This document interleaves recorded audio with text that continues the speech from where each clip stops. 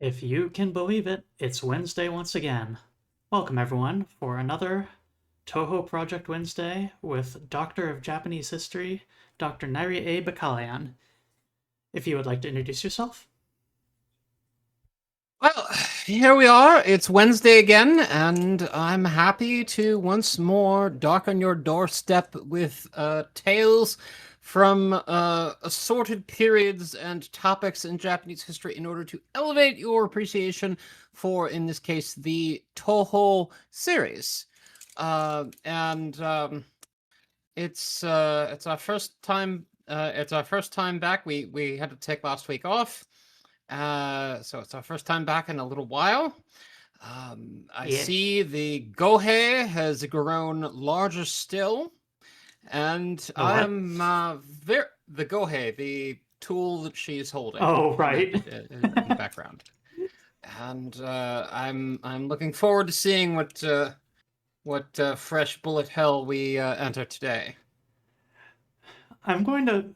So, for those that don't understand what that bit is, it seems to be a running gag that the developer Zun is doing here, where the purification rod that Reimu has, which is that stick with the sort of two pieces of paper, two paper tassels on the end of it.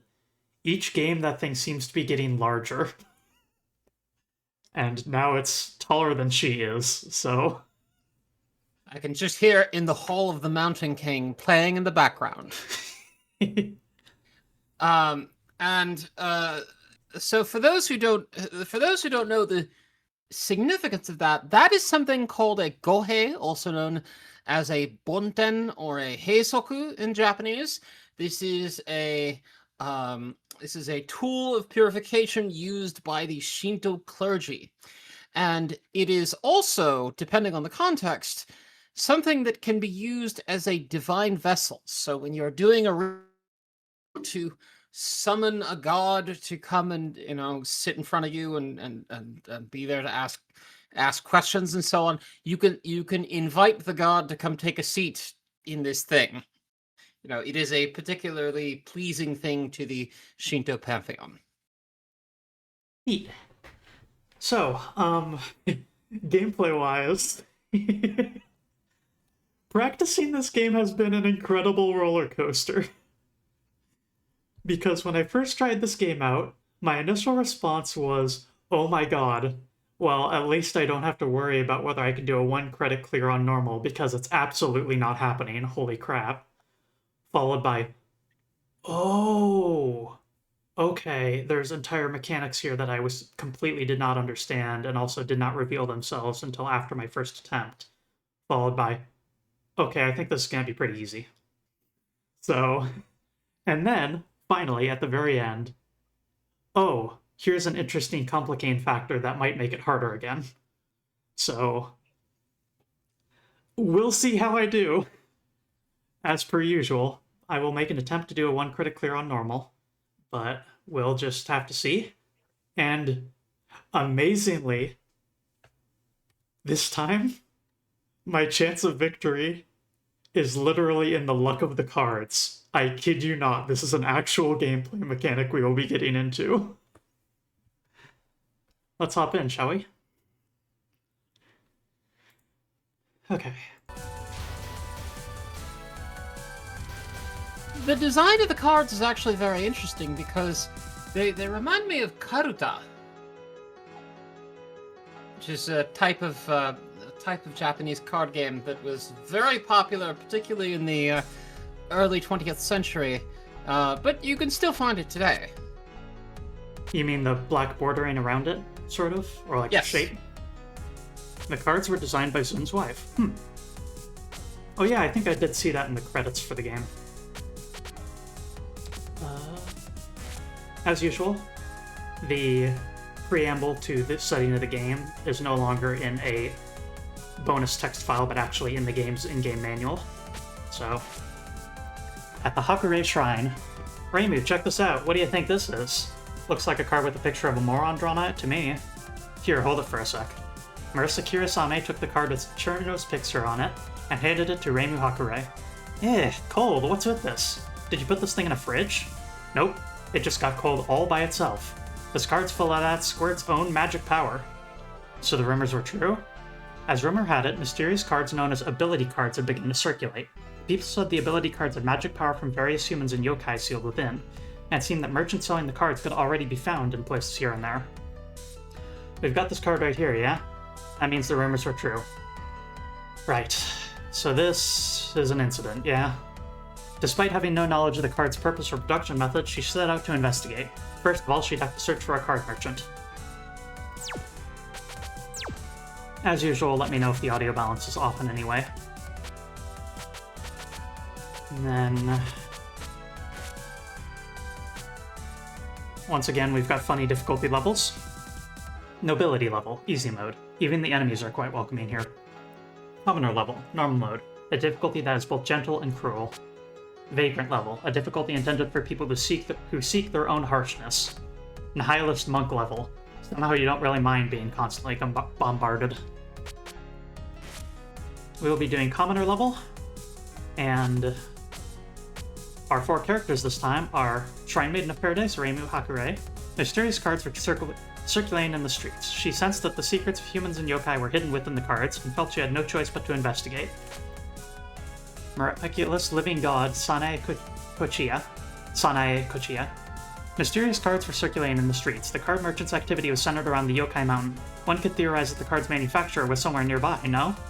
Given their position on the mountain, the Moria Shrine couldn't turn a blind eye to this. Tricky type with a left-right forking shot. Elegant maid Sakuya Izayoi. Mysterious cards were circulating in the streets. Lady Patchouli gained an extreme interest in the cards and ordered her to collect every last one of them. Some of the cards even contained her mistress's magic power. Lady Patchouli is one of the people that Sakuya serves under and is seen... Patchouli Knowledge, if I remember right. That is correct. Her name is Patchouli Knowledge.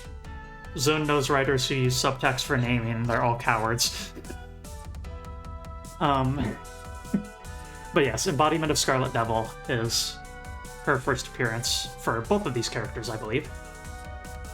Sakuya returns.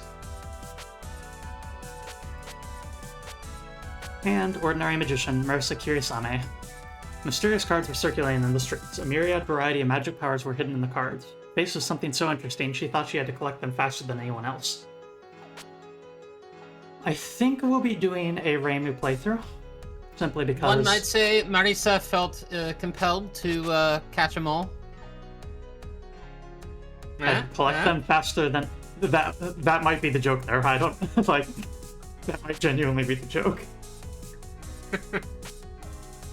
Let's see. But yes,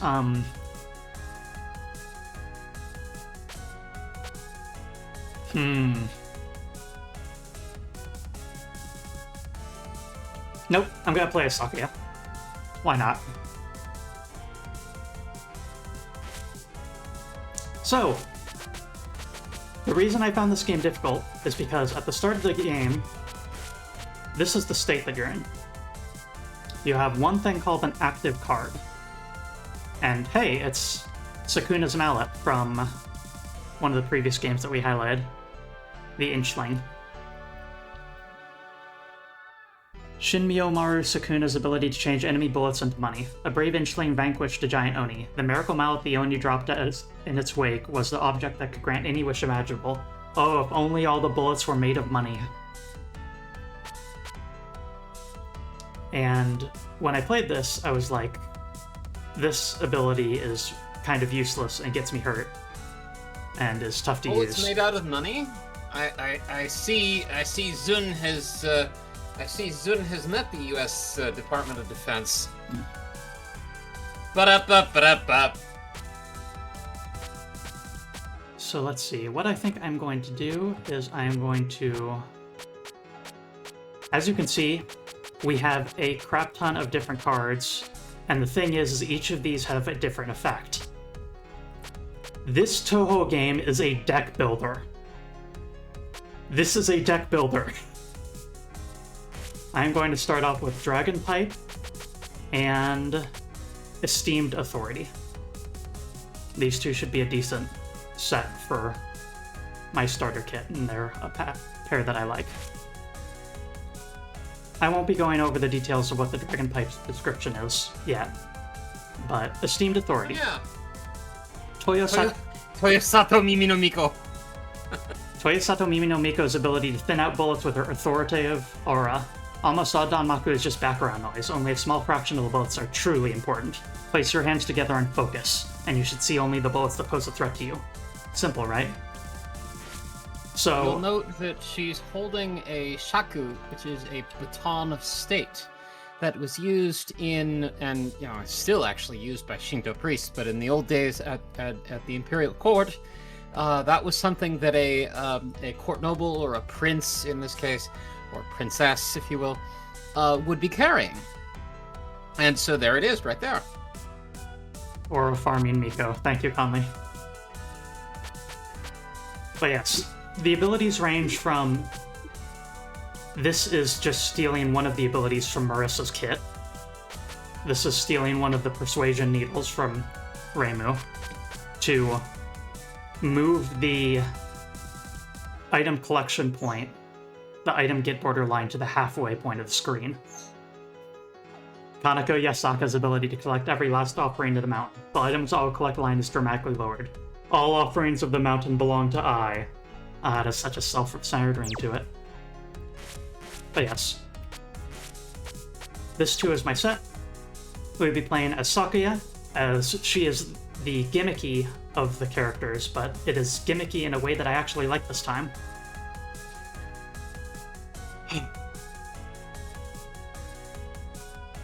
We have our shot, we have our bomb, but we have two new buttons, which is use an active card and switch active card that's currently prepared to use. Let's begin.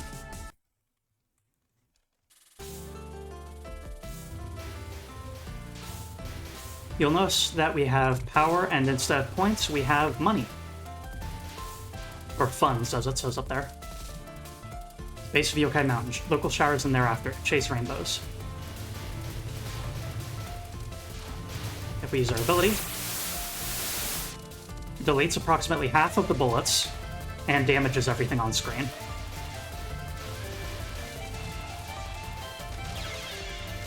You saw nothing. So, Sakuya's ability is... It's just tradition at this point. Sakuya's ability is, if you focus, the alternate set of blades will fix in their position, otherwise they will swerve to match your current momentum. This allows you to steer slightly to the side and then focus in order to keep firing your bullets to that side.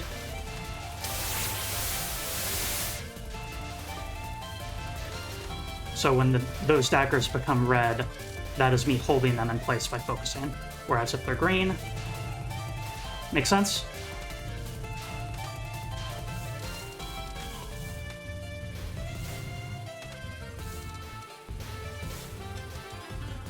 And then as you can see, the active card that we've selected, Toyosato Mimi no Miko's card, is recharging. And our passive card is just sitting there.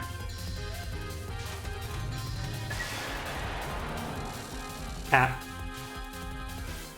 Cat spotted.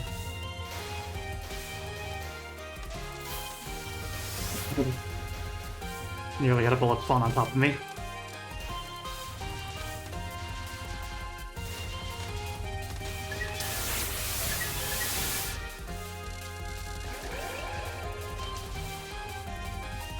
There are no point-based life ups or spell card ups. However, fragments are dropped by sub-bosses and stuff.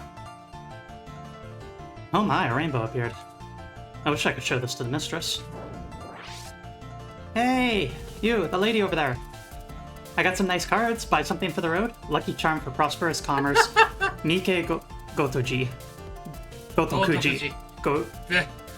Gotokuji. Okay, so Gotokuji, a temple that is affluent in virtue.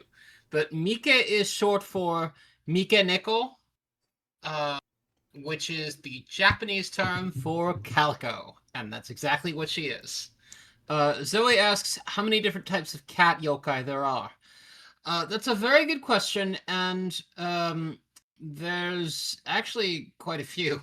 There's the lucky cat, there's the fork-tailed cat. Yep. There's the Maneki Neko that beckons people. There's the fork-tailed cat, the Nekomata. There's the cat that's a flaming wheel whose name escapes me right now. There are cats that work for gods called Komaneko. Orin is There's one of those flaming wheel ones. She appeared in That's Subterranean right. Animism. That's right. Thank you. Thank you for reminding me. Yeah, it's true. That's true. We have in fact seen one in this series. Uh, there's a whole bunch of them, and of course, as I have often said in this space, locally, you're going to have different manifestations, different versions of different folk tales and different supernatural beings. So, in say Tohoku or Shikoku or Kyushu, you're going to have different hyper local variations on what is a cat yokai and what do they look like. So yeah, there's quite a few. I'm glad to see some feline representation here. Speaking as someone who has one of those cats tattooed on her leg, not the one from Touhou, mind you. Not specifically Orin. Not specifically Ori. No, I have a Komaneko, a guardian cat from my home shrine, Kamioka Hachimangu, tattooed on my left leg. And it's been a long time since I've been able to be home in Sendai, but having that on my leg has brought me peace ever since I got the tattoo. No, thank you. Wait, cards? You mean those mysterious ability cards? So you've got some already, lady. Then this will be quick. I've got some rare cards in right now. I'll take every card you have, please. Eh? There's no point in letting blockheads like you have something so valuable. You don't want to get hurt, hand them over at once. Folks, you'll note that this Gotoku Jimike has had a gold coin in her lap. You can see it there. With writing on it. You can see it right there. Fans of Pokemon may recall a certain feline in that game with a coin on their head. If you can bring that to mind, you'll be on the right track as to where this inspiration is being drawn from, because that's another manifestation of it. Meowth, yeah, that's right. Meowth also, since this is the day after Trans Day of Visibility, Meowth, originally voiced in English by the late lamented Maddie Blaustein, who was one of the titans of American voice acting in the 1990s, and is missed terribly. I want to note her hands while she fires abilities. Also, spell card name. Second sign, Danmaku Business Boom. Well, her hands are impossible to see right now. Oh well.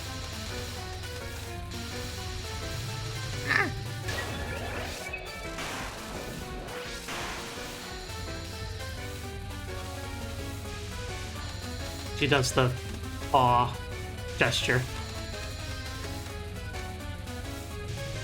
Well, and there we are. That's actually the beckon sign. Shoot away disaster, beckon in fortune.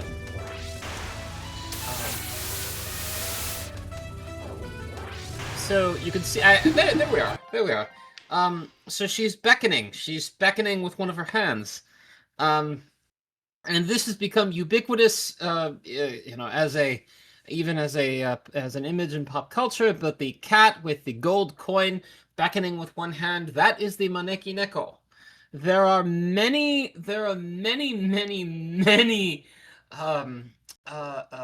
different takes on where does that come from, but the version that I have heard most often is about I think the first daimyo of Hikone, Lord E, who was beckoned by a cat into a local temple and narrowly escaped getting hit by a lightning bolt. She was trained to be a Maneki Neko, but was bullied for being a calico, so she left knowing only how to beckon fortune, but not how to give it. Oh my god. I think you might have also summarized one of the extended details of this character, if I remember correctly. Huh. They mentioned... Also, what was going on with James?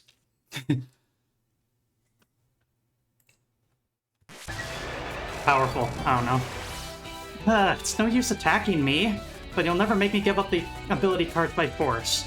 You need to offer me something of equal value, right? That's the basis of a free economy, right? True. Then I'll pay money so you give me everything. Pleasure doing business, or so I'd like to say, but you can only buy one card at a time. You didn't know that?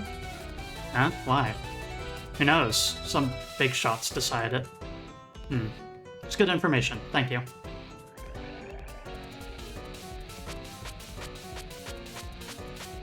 This is a roguelike deck builder. We are now drafting a card. So, this is the purpose of our funds that we built up. We can choose to buy a card. Some of them are outside of our price range, but interestingly, if we can't afford it, we do have the option of... You don't have enough money, but playing power, it's available. Do you do that? One power, 1/100th of a power is worth one fund. So let's just go through all of these. All things that are available in the draft. Also, I moved your sprite over a little bit, Nyri. I hope that's okay. And that way the active card and passive card menu is visible, because I realized that I was blocking those with you. Mike Goto Kuji. I mean, I am a little bit of an obstruction in some ways, as is obvious, I think. Mike Goto Kuji's ability to improve product lineups. The variety of cards you buy from bosses will increase. The Monarchy Neko living at Gotoku-ji are normally white cats, so she had a tough time due to being born a calico. Which is what you just said, isn't it?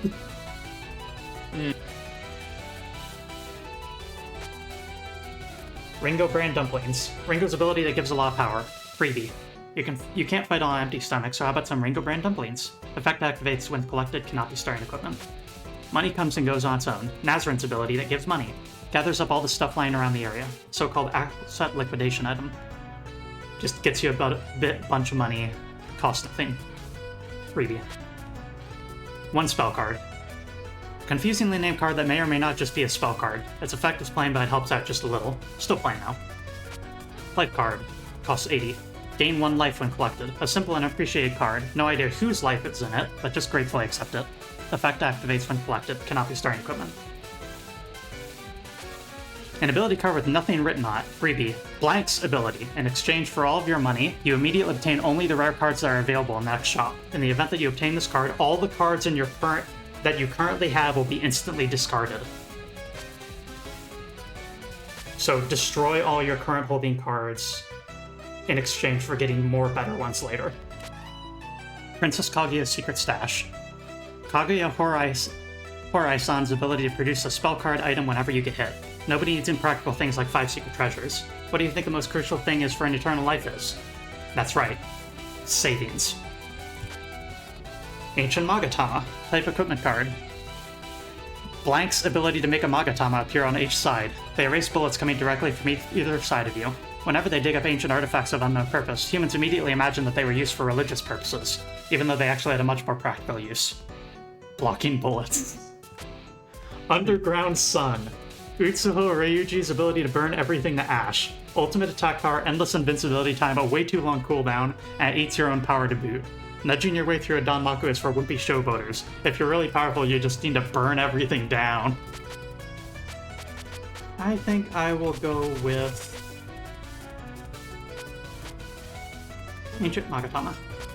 I'll need to spend some power in order to make up the difference, but only a little bit.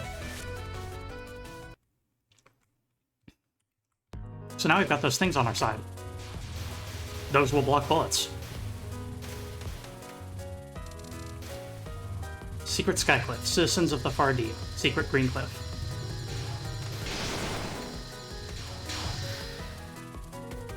Sakuya has the ability to freeze time, and so her spell card ability for Bomb does the same.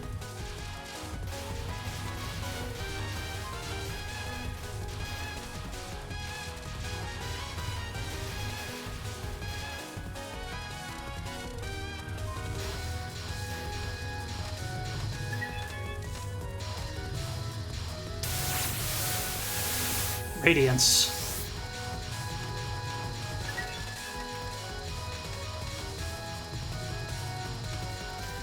Damn.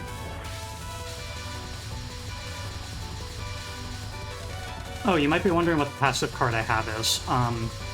Basically how it works is if a boss uses a spell card pattern attack on you, and you manage to clear it without using a bomb or losing a life, you know, if you get the spell card bonus, then you also get a life piece. Life pieces are 1/3 in this game, so if you can manage it, it's actually a really, really, really strong source of life.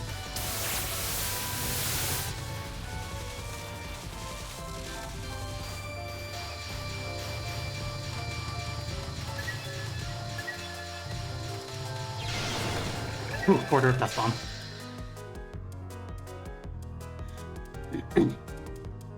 It's been a while since I climbed a mountain on my own. Who knew that Yokai Mountain had such a perfect climbing cliff? Ah, so it's a human after all? I thought I was seeing things back there. What, a kappa? Not a kappa, a Yamawaro. We're kind of like comrades. Business yokai of the mountain's recess. Takane Yamashiro. This isn't a place for humans to come, so go home already. Get out of here. I can't do that, since I can see that you're holding cards too. Cards, huh? I knew I caught a whiff of those. Their power is beyond the grasp of a mere human. Disappear from this mountain. I'm amused at the fact that her name is Takane, which means tall peak. Subtle, once again. Right. Anything on Yamawaro?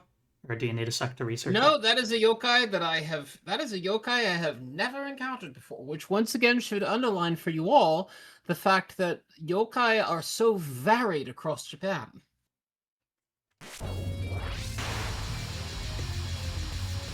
If I move forward, I can bend the aimable daggers inward.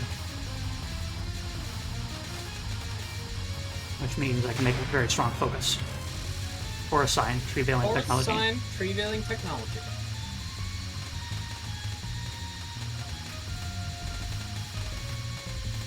Fun fact, using your card abilities doesn't count as failing a spell card bonus.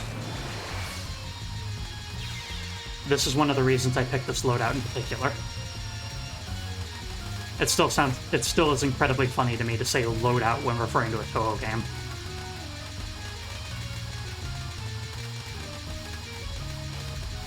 Yo, I've been doing some deck building and some loadout design, and I think I've come up with something really special for a bullet hell game. It's just so funny to me.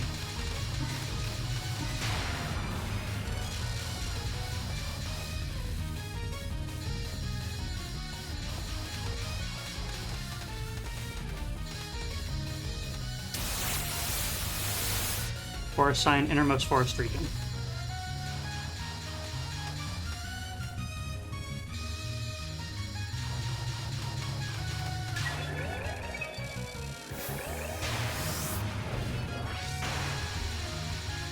Leaf skill, green spiral. Some speculation that Yamawaro are kappa that migrated to the mountains during winter when the rivers freeze. That is entirely plausible, yeah.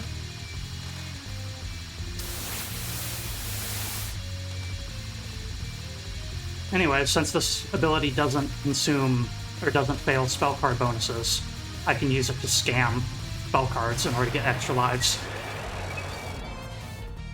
Too strong, but too bad. You can't take the cards by force, that's just how it is. Oh, also, in relating to the Kappa comparisons here, she also has a key tied around her chest, much like Nitori Kawashiro did back in Mountain of Faith, our very first feature. Nitori had the same bizarre design aspect. I never intended to. If you want money, I have some. Oh, if you're a customer, then that's a different story. Why didn't you just say so in the first place? You're the one who misunderstood and attacked me. I always intended to buy them. My apologies, I've been so rude. Every last one of these is a limited time offer. Let's go. I am buying that one. Oh, okay. Yamawaro's shopping technique. Takane Yamashiro's ability. you can buy cards for slightly cheaper. The ironclad rule of commerce, buy cheap, sell high, but that doesn't mean you have to buy cheap products. Yamaroaro have techniques that let them stock high-quality goods at low prices. Heavy Bass Drum. I haven't seen this one before. Reiko Horikawa's ability to wipe away enemy bullets at close range. It's plain, but you can thwack it over and over. What do you think enemy bullets are made of? They're waves, ergo there's nothing strange about being able to cancel them out with sound waves. The extra stage boss from not UFO, from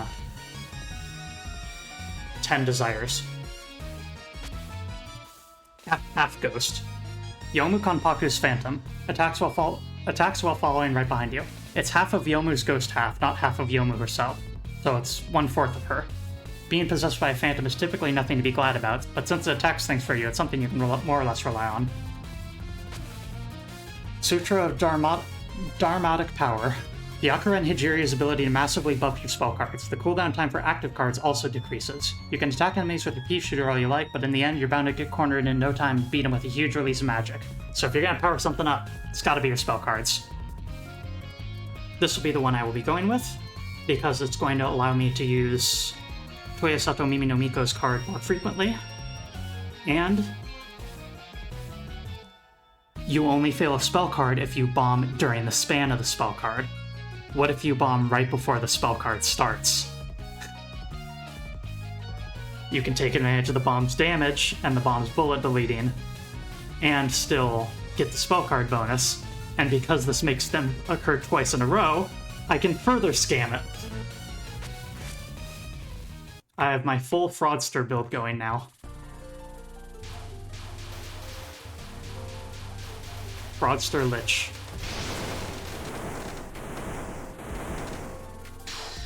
Ooh, that's cool. A grotto on the Precious Plateau. Mine of Highland.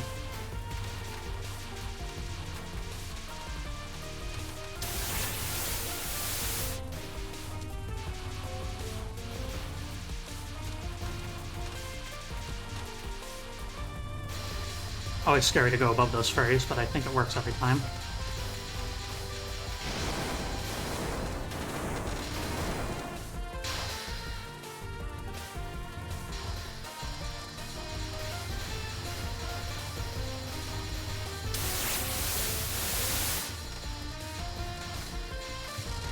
That was way too greedy.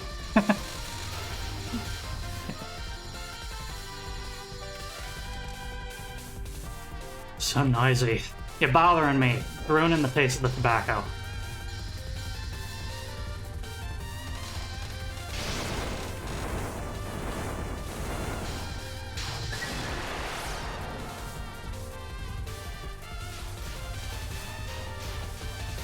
Wonderful, wonderful spell card abuse.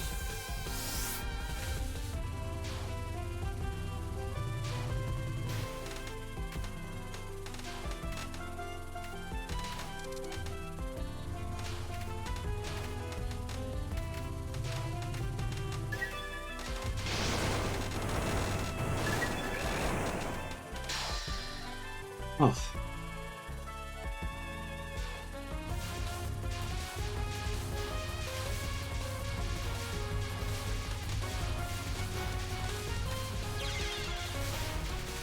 I got fairy kicked. Embarrassing.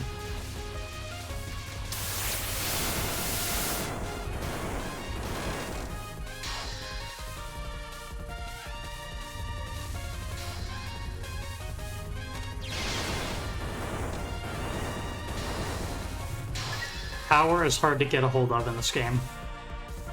And this is a significant downside of my build. I'm at 1 power. To think you'd make it this far. Guess you're not just out on a riot. And who might you be? I'm Sanyo. Everyone calls me Komakusa Dayu, though. Highland-dwelling Yamajoru? I'm looking for... Yamajoro. Okay. Yamajoro. I'm looking for people selling cards. Could you sell me cards too? You darn fool. First name yourself. Oh, excuse me. I am Sakuya Izuyoi. I work as a maid for the Scarlet Devil Mansion. I felt like you're no ordinary person. Oh, you're just a human maid? Then buy your cards from the traders at the foot of the mountain. Get out of here. You're 80 years too early to buy from me. And if you won't leave, I'll force you out by force.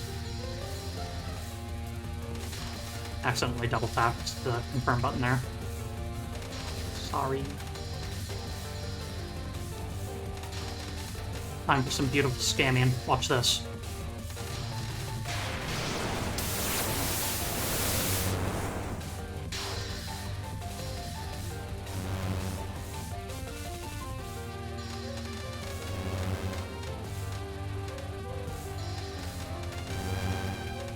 This seems to work better with Reimu's ability. That's unfortunate. Mountain sign, heaven shaking Kumomagusa. Now, a Yamajoro, very interestingly, that is a different name for a Yamamba.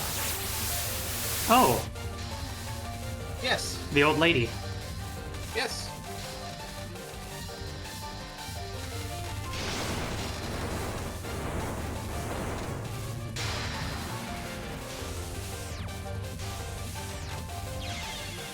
I'm...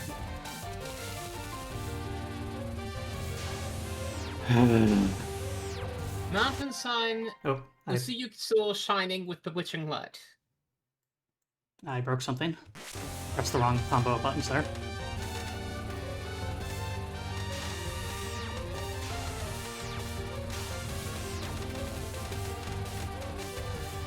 Maybe I should swap over to Reimu.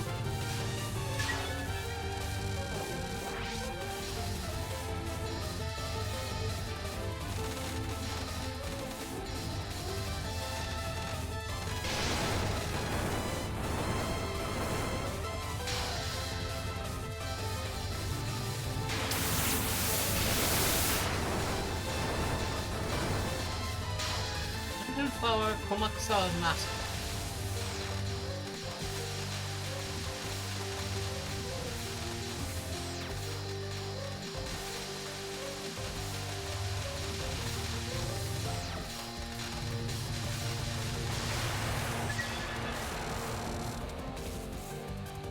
Too strong. Fine, fine, I get it. You're strong, so I'll sell you cards. Oh my, thank you. By the way, there's something behind you. What's that entrance for? This? It's the entrance to the Rainbow Dragon Cave. It's a mine of dreams where they're making the future of the mountain. Rainbow Dragon Cave, mine... This is the first I've heard of it. Do you dig up coal or the like then? Hey now, you can't go in. It's extremely dangerous. Thank you for the warning. But if you insist on going... How about it? I got some good cards. Idle Defense Corps. Keiki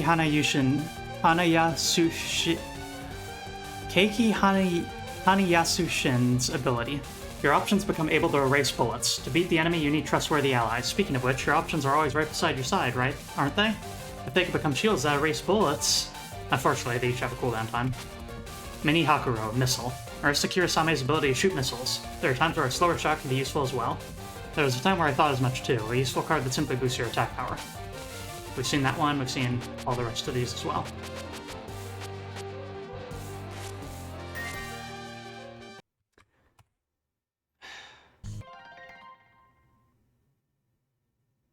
I think I'm gonna swap over to Reimu.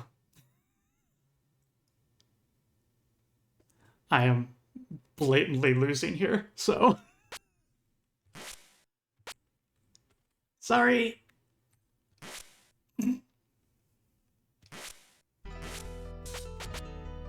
That's what I get.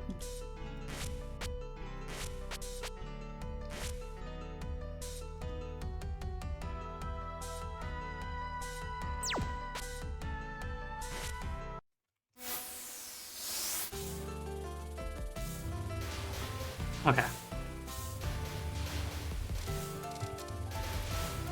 God, this is so much easier.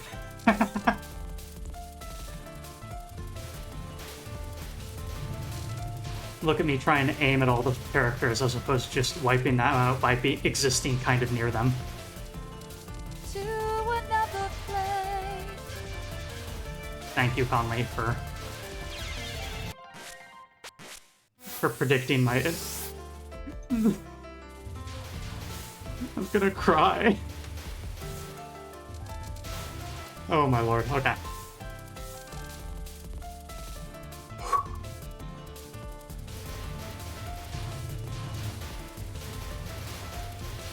This is what we call a fiasco.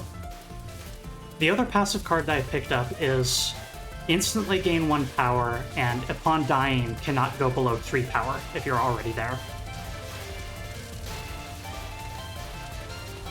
And power starvation is what got me killed with Sakuya, because I was simply not killing anything quick enough.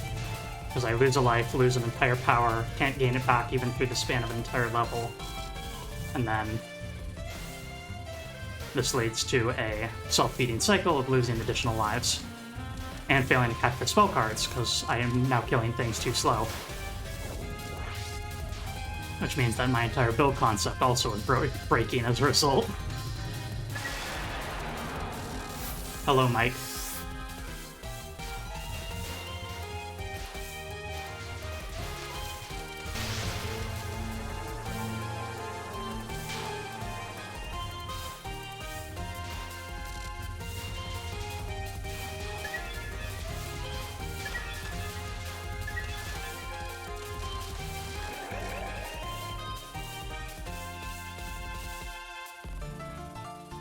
Well, hey, we'll have new dialogue. Good, arena's stopping. The investigation is moving forward. Hey, you, the lady over there. Got some nice cards. Buy something for the road. Cards, you say? A clue already. That was fast. Oh, chomping at the bit, eh? It's dangerous to carry those. Hand them over at once. Huh? You're taking them by force, then? That's right. Ability cards are the target of my incident and investigation. So stop whining and hand them over. Rainbow bloodthirsty as usual.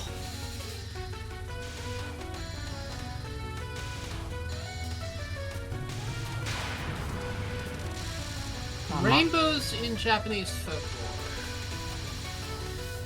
You know, recollection of the there's a type of garment that's worn by the immortals, I think, that's supposed to be like, is often depicted as being rainbow colored.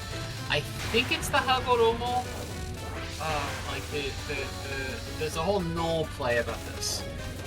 About one of the immortals, like, who lives in the celestial realm and has lost their Hagoromo. It's written garment of feathers, but it's that doesn't necessarily mean that it's feathers. It's just like a miraculous cloak. But I have seen it depicted as like sort of a rainbow-colored garment as well. If any of you saw the anime Kakuryo no Yadomeshi, it came up there too. Rainbows are a fairly common theme in this game. Mm. I mean, the game starts with a literal rainbow behind us, so... Yes, yeah. But it's no use attacking me. You can't make me give up the ability cards by force. You need to offer me something of equal value, right? That's the basis of a free economy, right? Fine, I get it. I'll buy them. How much? Nah, that's more like it.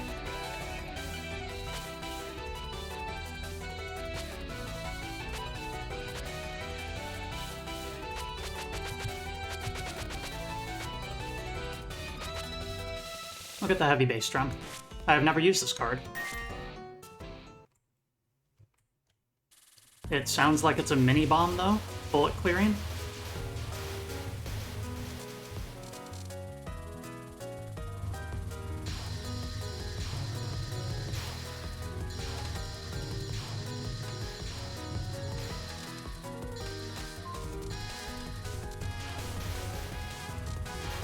I'll just have to use it and find out.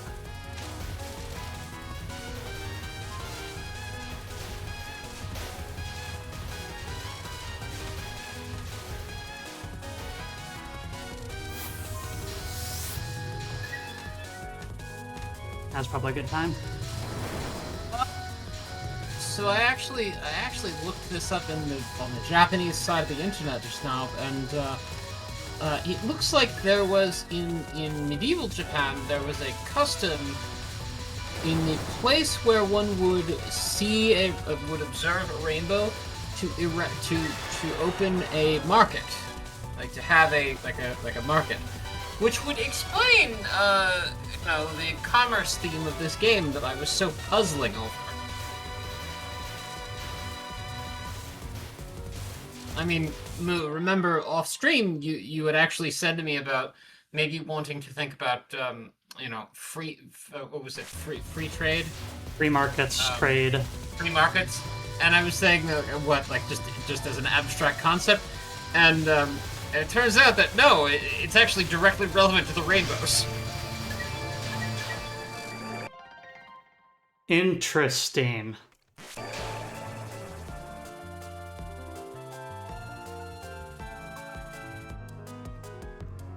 Who knows what's lurking this deep in the mountain? Is there really anyone doing business in a place like this? Oh, now that I get a look at you, you're the Hakare Shrine Maiden. Don't see you out in the sticks every day. You're a Kappa... no. A Yamawaro, right? That's right. And as you know, this cliff is the Yamawaro hideout. It's not a place for humans to come, so go home already, get out of here. Hold on, those things in your hand. Those are ability cards, right? Cards, huh? I knew I caught a whiff of those.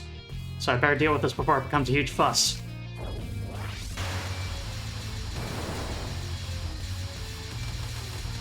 So it looks like the drum's ability is very localized bullet clearing, but has a very short cooldown. It's almost ready already.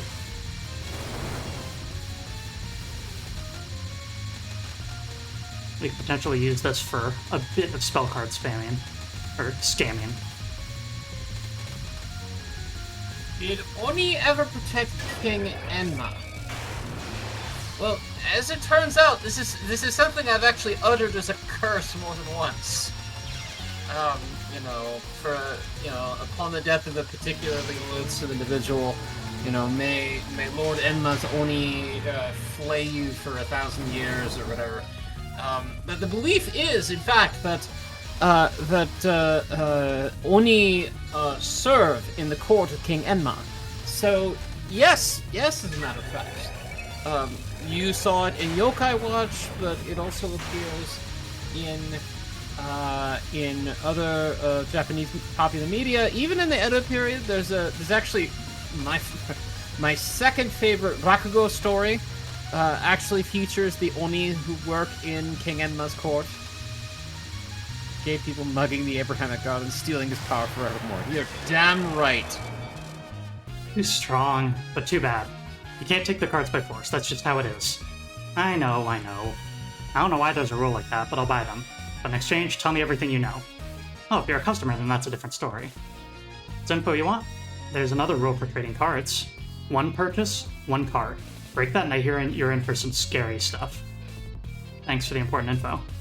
Alright then, take a look. They're all top quality goods. Yeah, it's interesting. Apparently, like the setting up a market wherever there was a rainbow sighted resulted in markets popping up like in the most bizarre places, including in like graveyards. Yeah. So, but this is like we're talking like Heian Kamakura era, Japan. So this is pretty far back. Yes, in the West, the rainbow is a symbol of gay people mugging the Abrahamic god and stealing his power forevermore. Well, a good thing, because that jerk owes me money. Kiwi Inaba's ability. A tiny bit of good luck visits you upon getting hit. Your window to use a spell card upon death gets longer, and you won't lose any money upon dying either. A good luck charm that helps you avoid losing lives is quick and cunning as a rabbit. Made Knife. Sakuya Izuo's ability to throw knives, throwing knives that can be shot left and right. You're not qualified to be a maid unless you can aim and hit the fairies.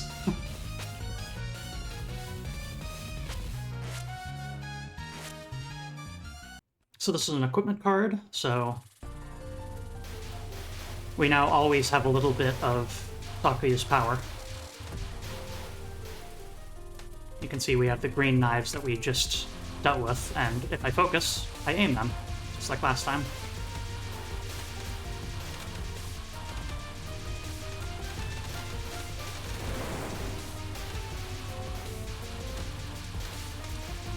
I like Touhou games where you can cheat a little. And that's like one of the entire basis of this particular entry. Picking which cheats you want to have.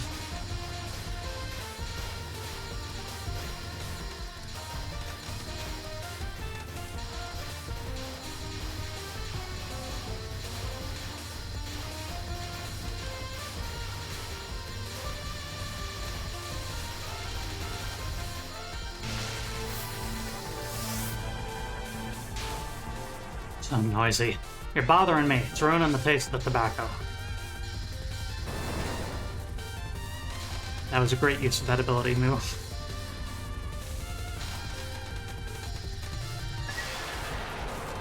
Oh, it's so much easier when I actually have 4 power.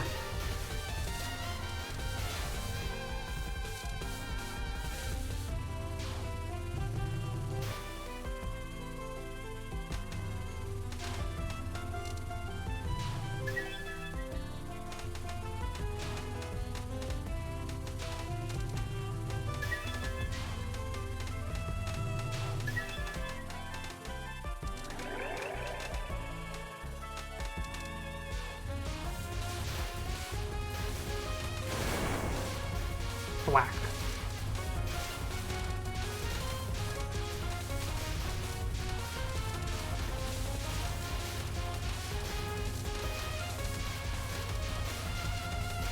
Whack.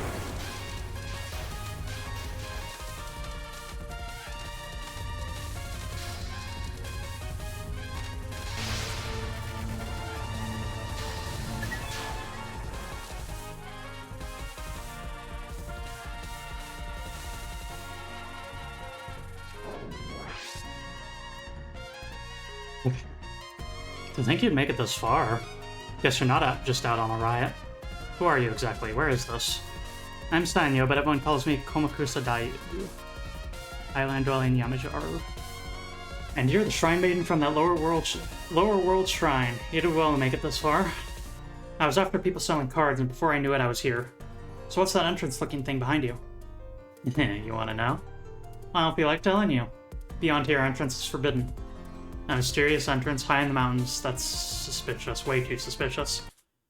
So anyway, if you don't want to get hurt, then scram. You never saw anything here. Got it? Damn fool. If you can't do that, then I'll make sure you can't see anything anymore. I stole your card.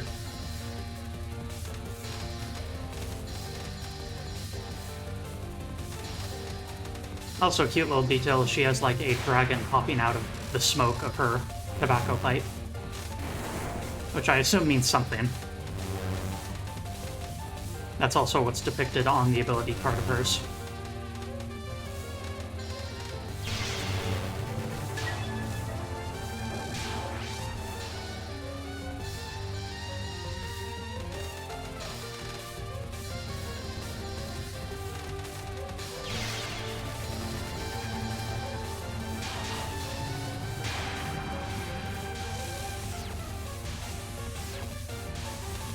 Should be a really good card for this particular pattern.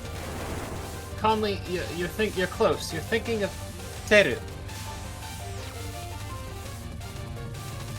Nice.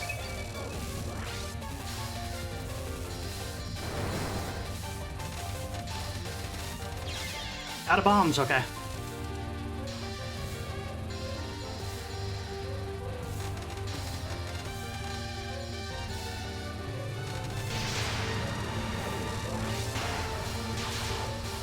Mountain Flower, Komakusa Massacre.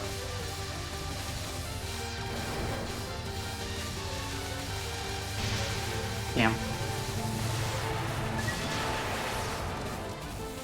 You're too strong. Don't think you can hide anything from me. So what's this entrance? Tell me. Fine, I give up. I'll talk. This is the entrance of the Rainbow Dragon Cave. It's a mine of dreams where they're making the future of the mountain. I was keeping watch so only authorized people can get near. If they have someone on lookout, they must be up to no good. No. I was keeping watch because it's awfully dangerous inside, you know? Guess I need to psych myself up a bit. Yes, the King Enma is a real figure in Shinto Buddhism. You know, he's the king of the court of the underworld, and he judges the souls of the deceased.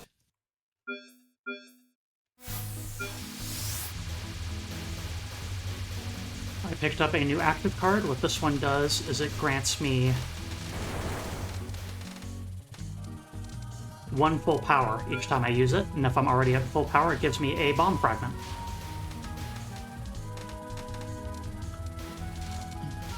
Basically, just use it on cooldown. A little bit of extra mental overhead to swap over to it and use it, but small price to pay.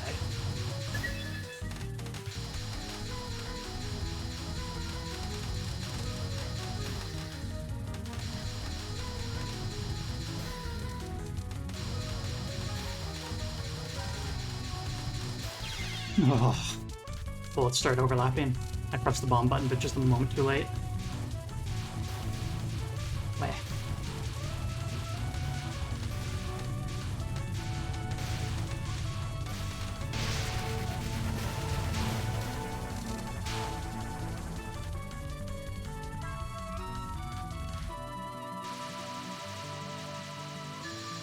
Ever seen a survival pattern mini-boss?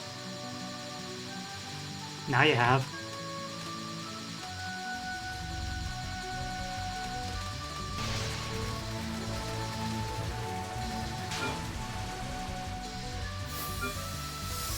Alright, panic bomb, then the not bomb.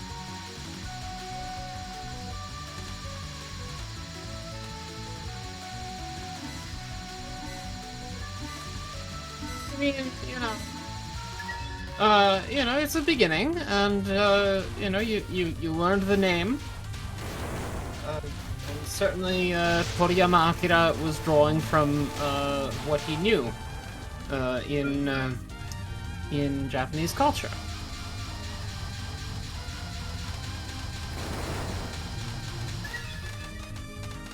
Hate this type of pattern so much. No!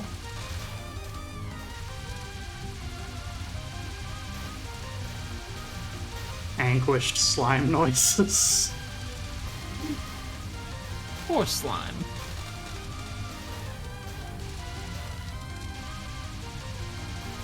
But because this is a deck builder, I can blame the luck of the cards instead of my skill.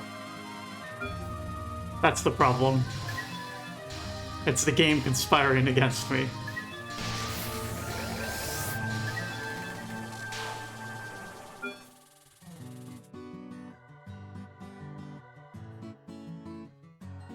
Miko yearns for the mines. Just how long does this cave go on for? I never would have imagined it would be this deep from the entrance. You there, human. Stop at once. You'll die if you proceed any further. Genuine Megatama producing craftsman. Misumaru Tamatsukuri. Tamatsukuri. Wow, once again, Zun choosing character names on the nose. Tamatsukuri, jewel producer, jewel maker. Also the name of a county not far from my hometown of Sendai. But yes, Tamatsukuri, and she's got Magatama. I wonder what she could be making. I'm telling you this for your own good. Turn around and leave right now. I'll die? You're kidding, right? You're obviously trying to hide something from me. Beyond this point is an anoxic zone. That means a human like you will cease to be able to breathe down there. Will you still proceed knowing that? I won't be able to breathe? Then I'll just search the whole place before that happens. I'll find all the Scaverin secrets. Honestly now, I'm not even telling you this as a threat. I can't afford to lose the inheritor of the Yin-Yang Orb to suffocation. If we lose you either way, at least let it be by my hands.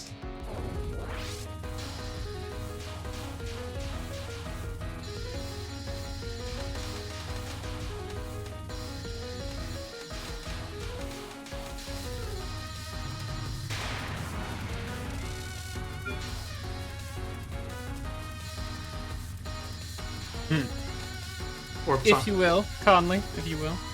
Orb sign, Rainbow Dragon, Yin Yang Orbs.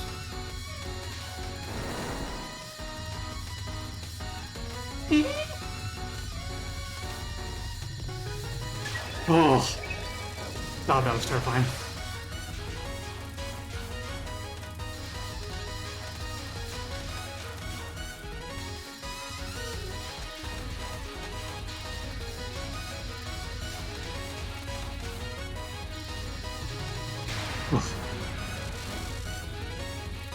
Jeweled General, Queen of Yin Yang Sphere. Eek.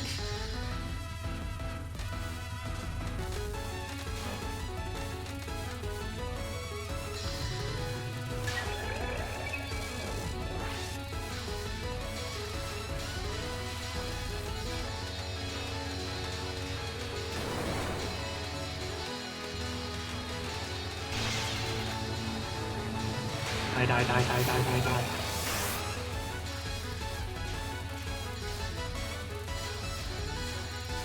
Yin Yang Suffocation.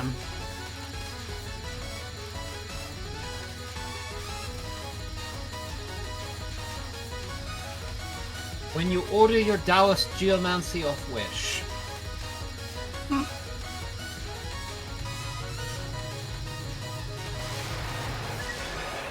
Oh. Splendid. To think that the Yin Yang orb that I crafted has been mastered to such a degree. Oh, you made these. You made Reimu's weapons. It is an honor to the Tamatsukure. What are you saying? I'm starting to feel faint. I told you, didn't I? The oxygen levels here are already just about half of that on the surface. What are you doing down here? This is a mining site for dragon gems. Dragon gems are so-called Izanagi objects that have been handed down since ancient times. They're ores that existed since long before the birth of mankind and are beyond human understanding. I want to hear more, but I can't take it any longer. Damn it, this place is a total bust. This is no place for humans to be. Indeed, mining sites in general are a harsh environment for humans, not just here. I suppose a price must be paid for stealing the resources of the gods. By the way, you've come to investigate the ability cards, haven't you? Then this cave isn't where you should be headed. You ought to head back outside and seek the top of the mountain. There's someone out there who's been making profits off of Magatama made from dragon gems. Now go on back, O successor of the Yin Yang Orb, Reimu Hakare.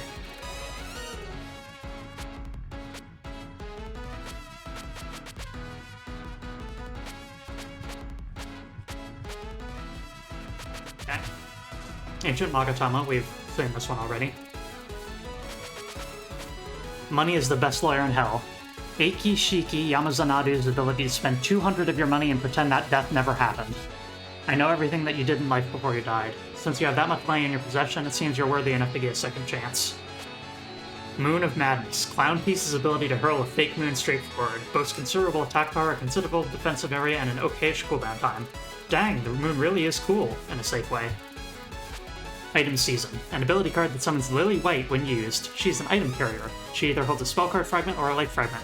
Be careful because she shoots bullets at you too. Every time you summon her, she gets stronger. Willfully summon a mini-boss at any point.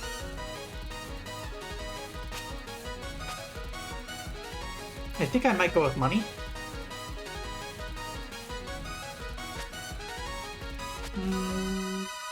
Yeah. Pay 200 funds and pretend a death didn't happen.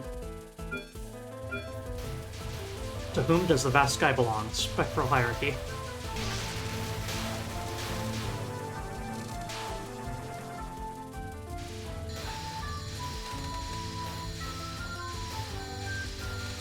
I am performing significantly more reasonably this time.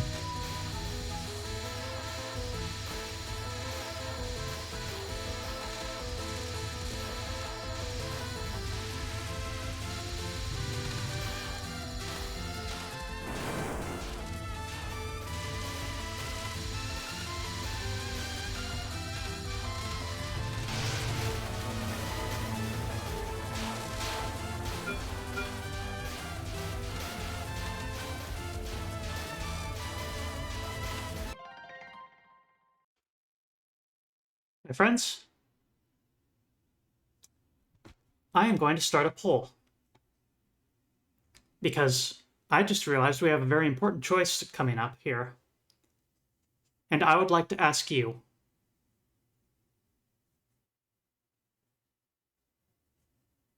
before the final stage of the game, do we take the blank card, which destroys all the items in our inventory?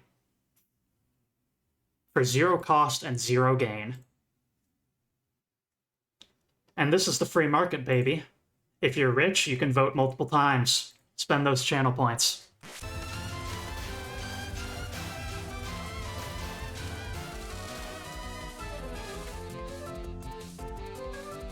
A human's here. See, it's just as I thought. I knew we couldn't keep something up like this up for long.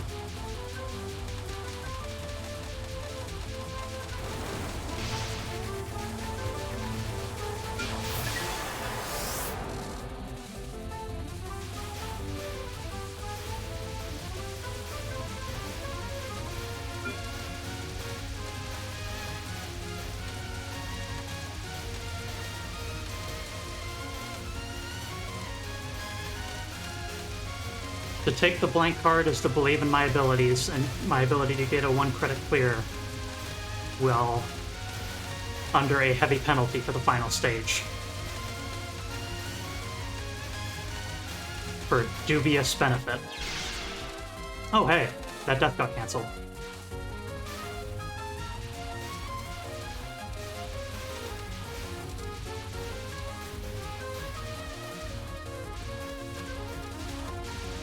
Essentially, you're gambling on my skills.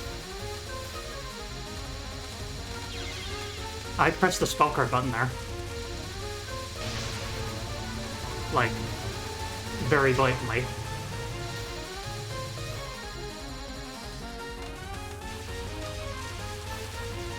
Oh man, did I hit some... I think I might have hit some combo of keys on the keyboard that it didn't register. Like when you try and press 4 different buttons next to each other on your keyboard. I don't know what combo of buttons I pressed, but that's really scary actually, if that's possible.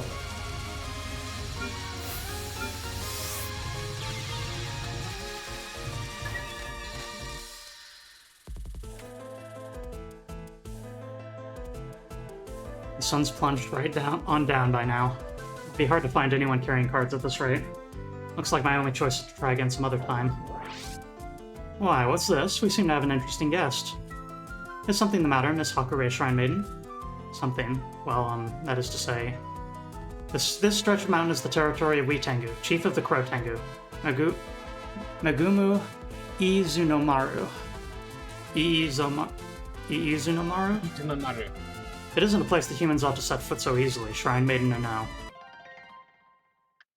Blue Aya, how rude. You're a Tengu, from the looks of it. There's something I'd like to ask you.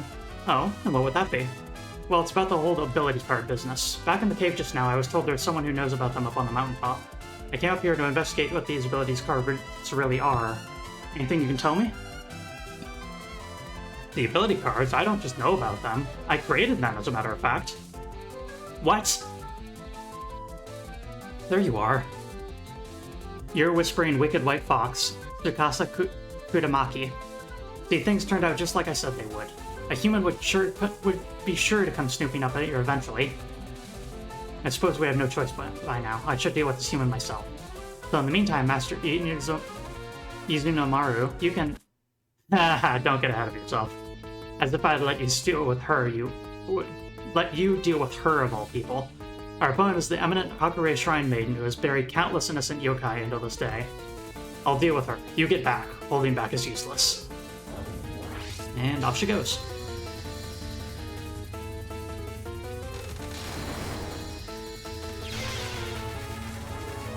Honestly, with the condition I'm in right now, the blank card is... Lamented Star. Dance with the Star Spark Wildlife. Wildfire. Wildfire. Thank you. Thank you for the gift subs. Thank you. Thank you. GCU Gray Area. Thank you.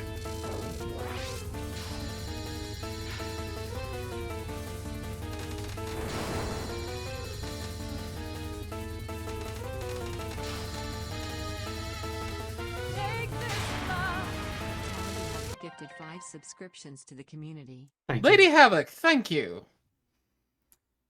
Okay, let's see. This parent is either sucks or is easy. Stellar Wind, Dance of Dazzling Iridescence. get discoed.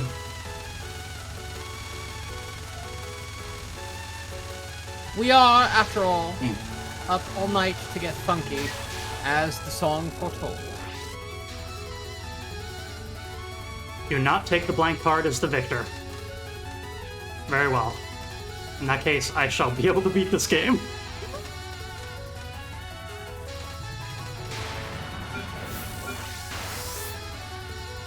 Luminous horse, dance of the sky racing heavenly steeds. A disco Elysium, if you will.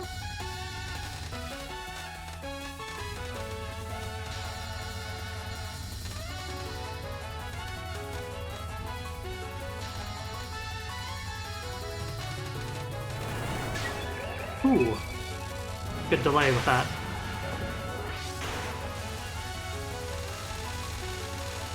Rainbow illumination, clear and tranquil wind and moon.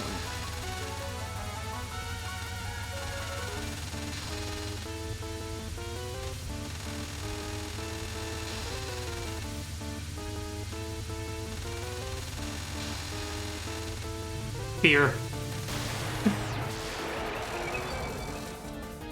Splendid. I hereby surrender. As such, any further conflict is futile. How very straightforward of you. Now tell me about those cards. As I said before, I'm the one who made the cards. I figured I could make a good profit of using the dragon gems dug out from the Rainbow Dragon Cave, you know? I made enough money off of them by now, so I was guessing maybe it's about time to pack up shop anyway. But just so you know, I can't stop the cards from circulating by myself. What? Why? Because everyone who's taking part in the card trade just started doing so of their own accord. And I'm not the one controlling circulation either. It's just been one thing after another today, hasn't it? The world of commerce is a complex one. If you seriously want to stop the card circulation, you could actually search for the mastermind, who's even higher up in the sky. Fine, got it. I just have to go up there, right?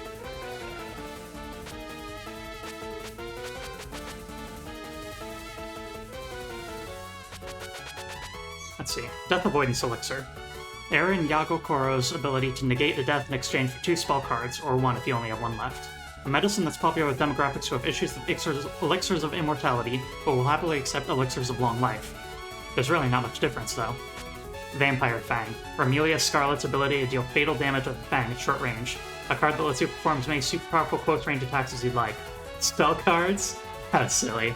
You can finish something up like that off in one. Spirit Power Sample Bottle. Tsukasa Kudamaki's ability to fire a spell card in exchange for power. When you're surrounded by Danmaku and sense danger, when you think, it's over, I'm finished, what would you do? Why yes, you'd use a spell card. That's exactly what you do. This card lets you fire off as many spell cards as you want. Wait, Kudamaki as in breaking apart a curtain? She is a wicked, ear-whispering white fox, according to her sample text. Now I have to look up how it's spelled in Japanese. Do you want me to take a minute for you to do that, or? One moment. Ah, no, it's not spelled the way I thought it was. Oh, I'm tired. It's Maki, not Maku. I was thinking that I for some reason I thought it was Kudamaku, like Maku or Kudaku, to shatter a curtain, like a curtain of bullets. But no, it's Kudamaki. Thank you, Havoc. Sedge pasture.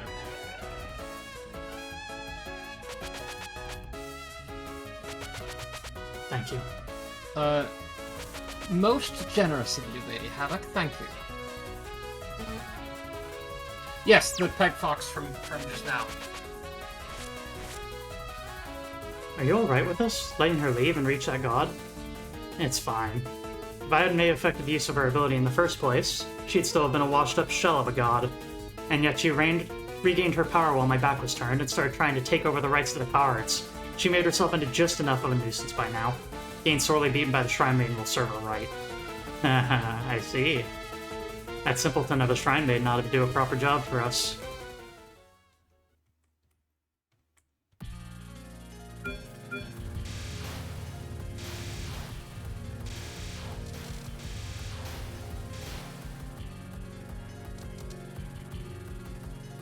A night sky no one owns. Lunar Rainbow Market. Rainbow! And on today of all days, go Artemis!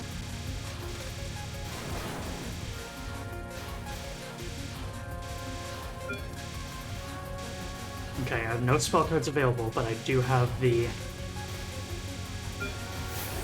Okay, now I have one.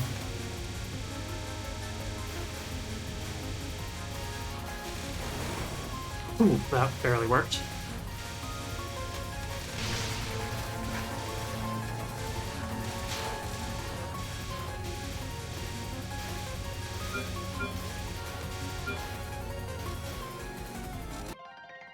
First spell card of this boss. Remember not to move.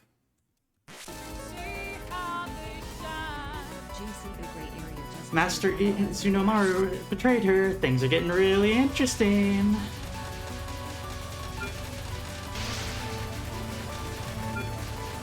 I stole... Thank you for the bits! Thank you! Thank you.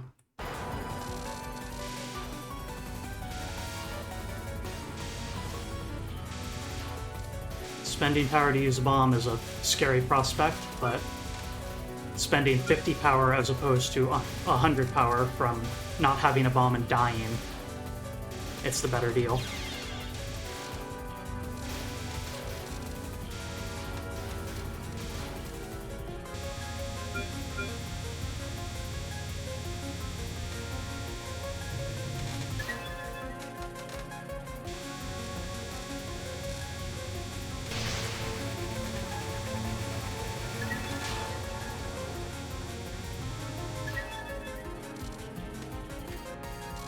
Second pattern. Remember the second pattern. What a huge moon. Feels like something's about to pop out, but don't tell me the fox just now is a mastermind or something, right? Welcome to the Lunar Rainbow Market. You're the first marketeer to arrive this evening. Who? Chimata Tenkyu, and the market's main presenter, the god of the unowned. The market's presenter, so I'm a god who makes... Thank you, Lady Havoc. Thank you very much. I am a god who makes... Go ahead. And thank you, I should note, thank you. Heavenly bow, a bow in the heavens, a rainbow, if you will. Oh my god.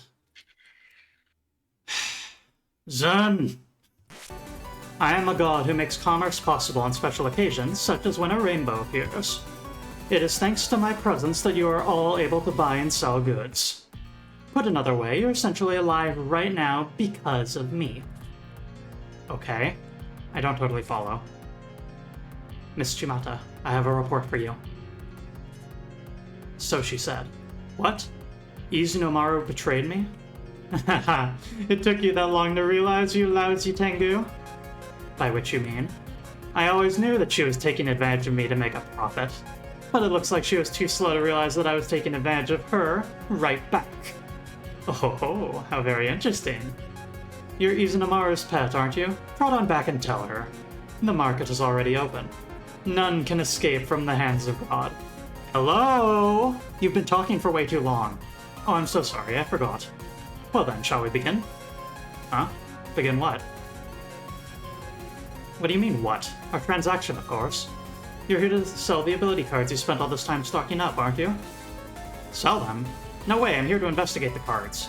I'm thinking that once I figure out what they really are, I'll confiscate them all.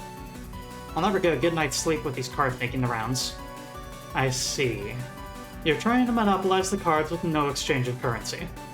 So you're a robber seeking to destroy the marketplace? I certainly can't let that slide. Miss Reimu Hakure. Miss Chimata is a god of the marketplace and of commerce. Angering her would be nothing but disadvantageous for you. I think it would be best if you simply sold the card and received a set profit from it. Will everyone stop blathering on? I've been steaming mad from the very start, having these weird cards get made of me. I don't know about you being a marketplace god or whatever, but if that's what you are, then take those cards out of circulation right now. Don't say I didn't warn you. Yeah?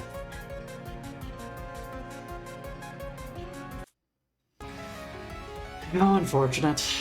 A robber who refuses to understand bartering has no right to enter the marketplace. Allow me to liberate all of your possessions. Let your pockets be stripped bare and painfully realize this fact. Humans were always poor creatures who can own nothing at all. Let all return to nothing. Second pattern. Don't move on the second pattern.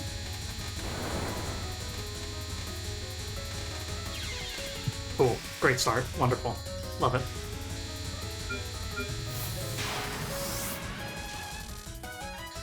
Cool, I didn't An screw it up. offering to the ownerless.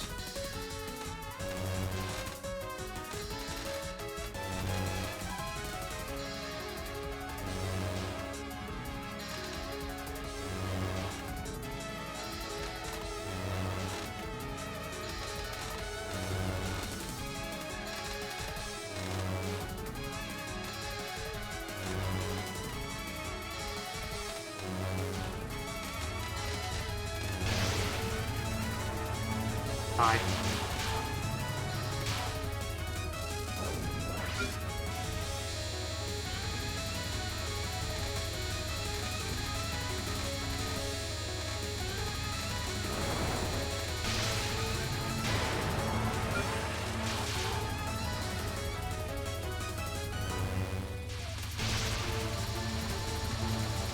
Danmaku Hoarder's Obsession.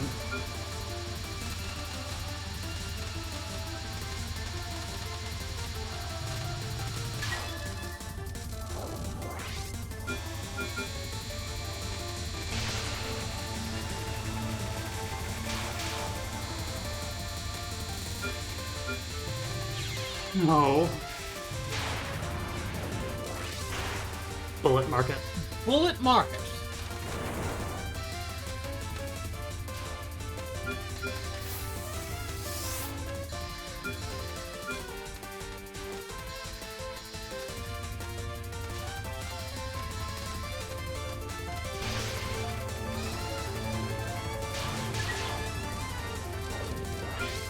I don't know if I'd call her the god of Wall Street. More likely the god of Comicats. Yes.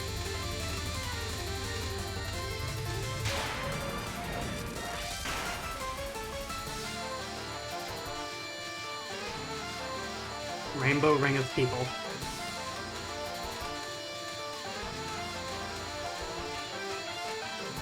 Note the bullets aren't coming from one spot of this. That's where you want to hang out for the survival pattern. They're equidistant except for one. And then be ready for it to rotate.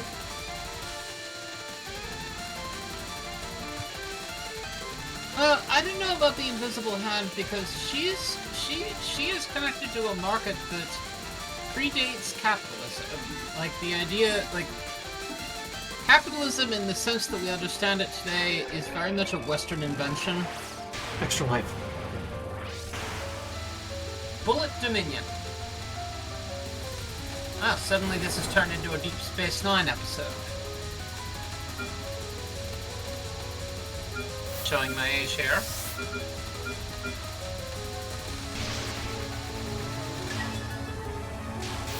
Final pattern. Oh, wondrous human who fears not even God. The rainbow will close in just a few moments' time. Finally, return even your life to nothing. This marks the end. Asylum of Danmaku. Sure, I screwed up the opening of the pattern. I want to be really close to her for the start of this. There. Makes everything easier.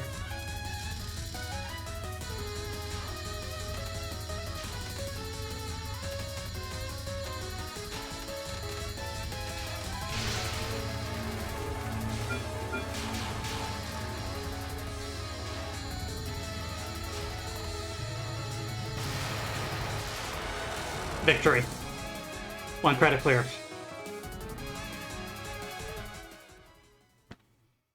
Got a little spicy there. The Lunar Rainbow Market. A sky that belongs to no one. The rainbow created by the moon's strange glow was about to disappear. Chimata. The rainbow will soon vanish. The market is over. Rainbow. Market this, market that. What market is there? It was just a fight.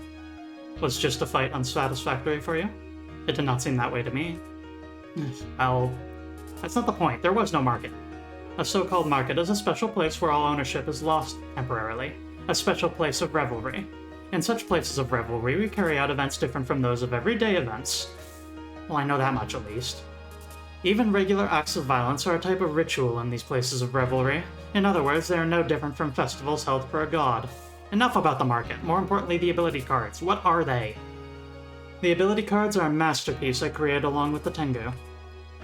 They mined for the dragon gems and unlocked their powers, duplicated and distributed them.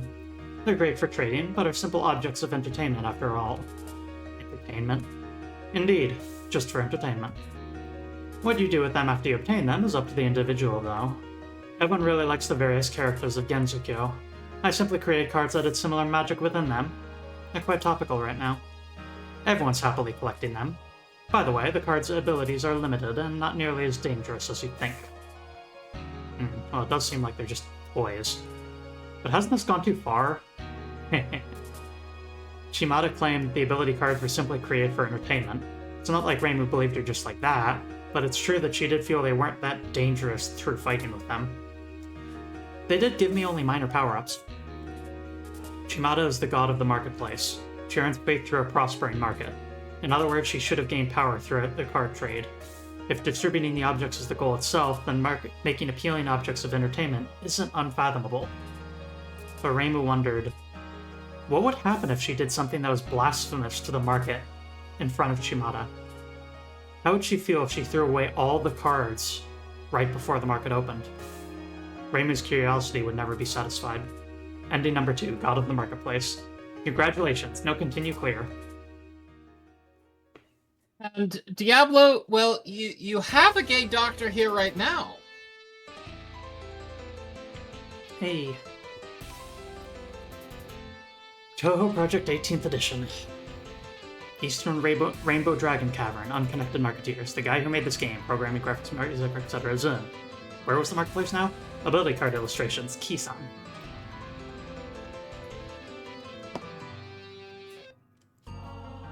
Special thanks, Kisan.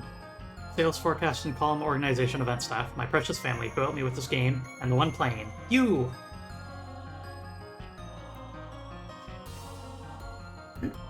Excellent, but it seems that a new enemy has emerged from the Rainbow Dragon Cave. Normal mode cleared. Thank you for playing. Challenge the extra mode. Challenge me in extra mode.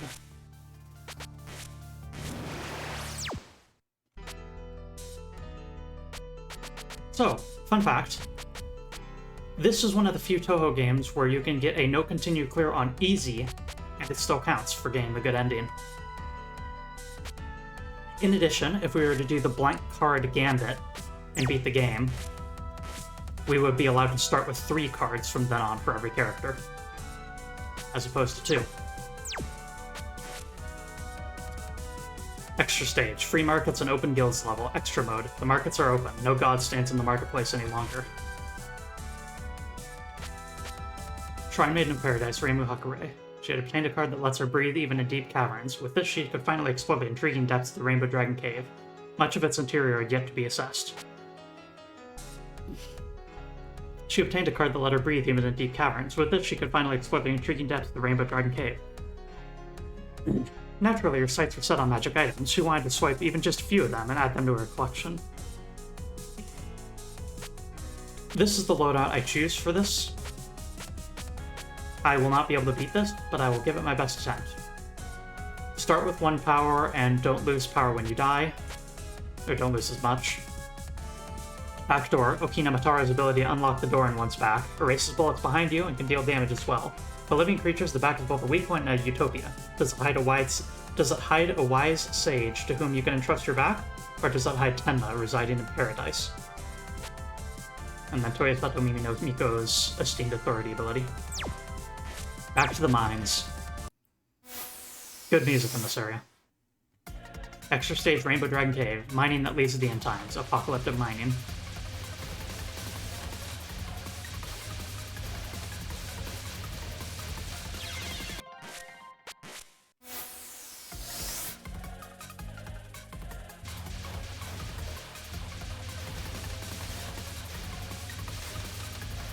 I will note this is a very long extra stage. the level itself is a grueling adventure.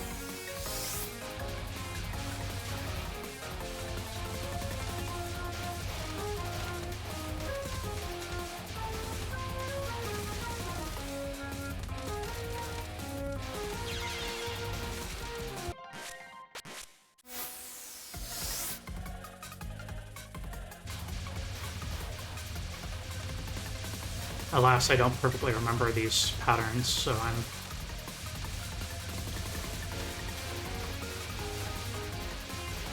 kind of need to relearn them on the fly.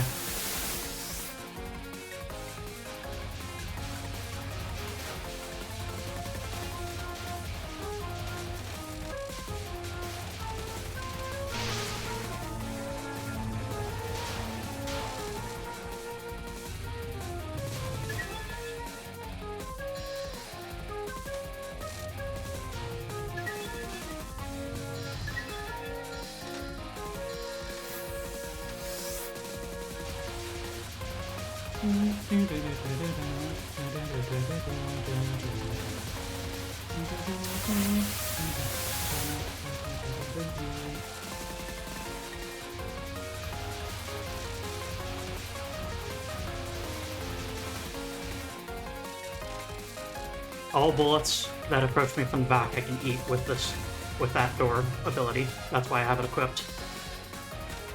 There's lots of enemies that attack you from behind in this area.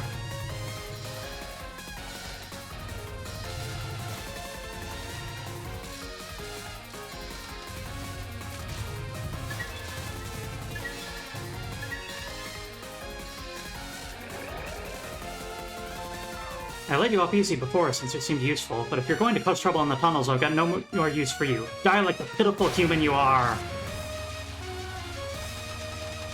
Fox sign, fox window.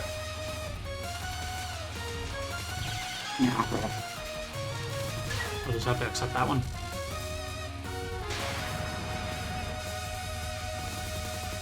Kudagitsune cylinder fox.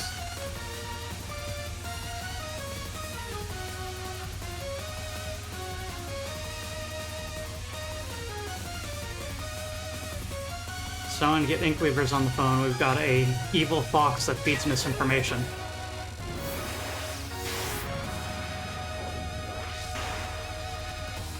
Stella fox, dance of heavenly foxes and dragon stars.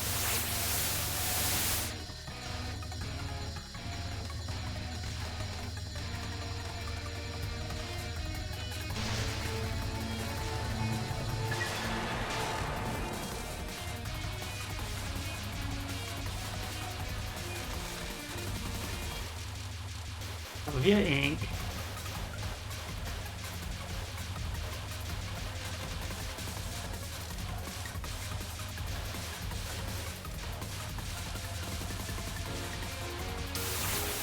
Prior to playing this game, the only thing I knew about that character, because this is one of the ones I never played, was a image that had a picture of her and said, "Why would you use ChatGPT? I can also feed you misinformation, but plus I'm beautiful."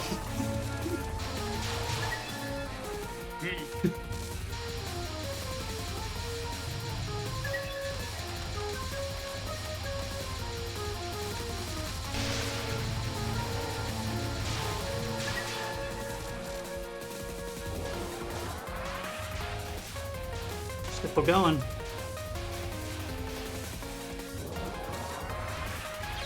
I did that backwards, great. So, hang on the left. Okay, there we go. Hang on the right. Hang on the left.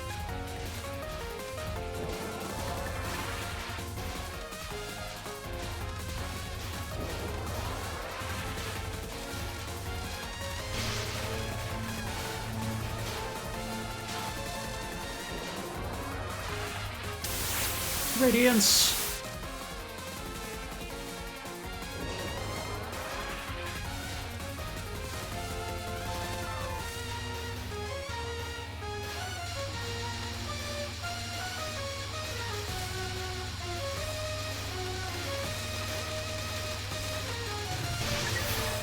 That almost worked.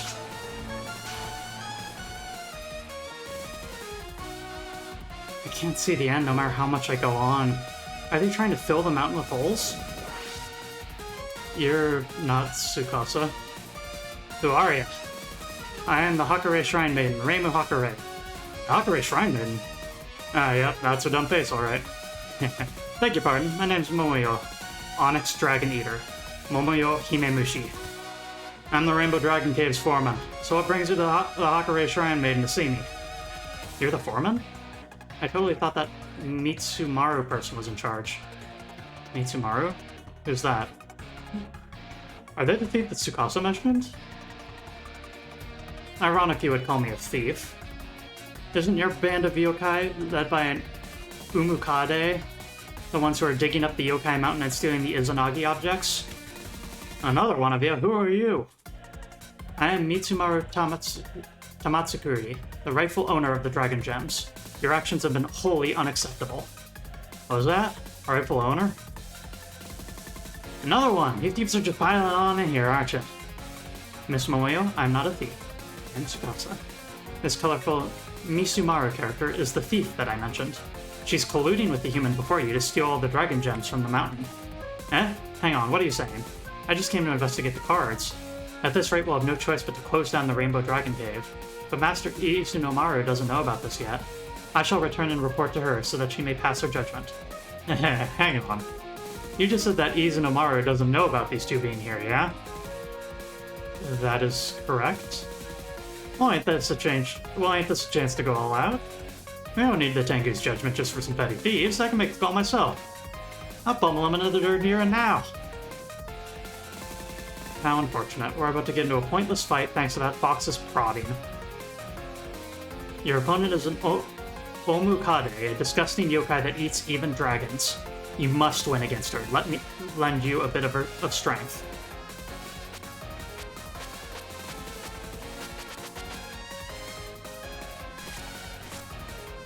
Have you chosen a good card? Well then, Reimu Hakare, brace yourself and fight.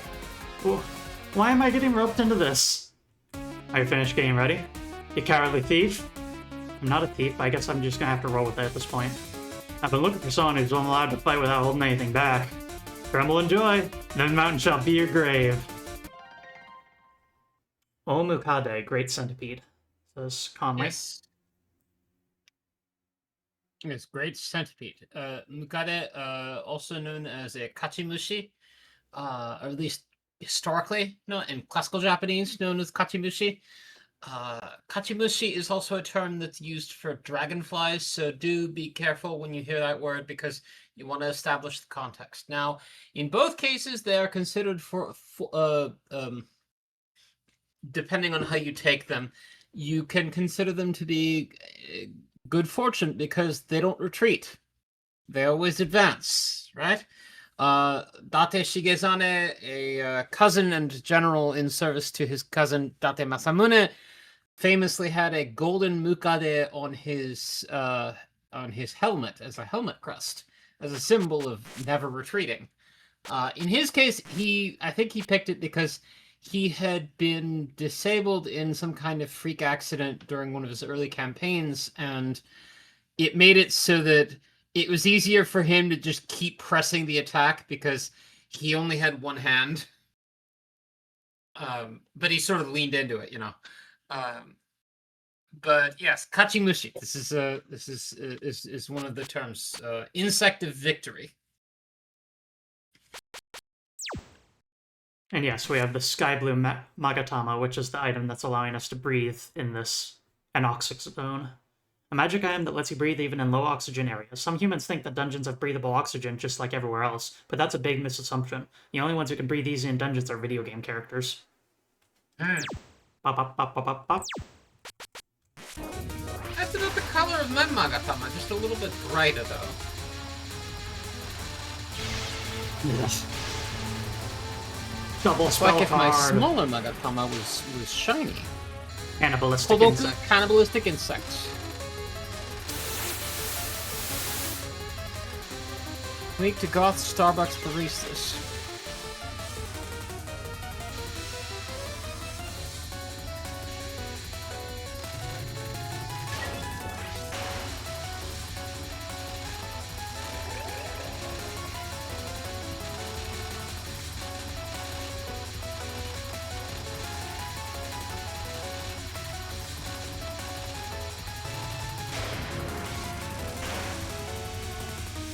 Kodoku Cave Swarmer. Radiance.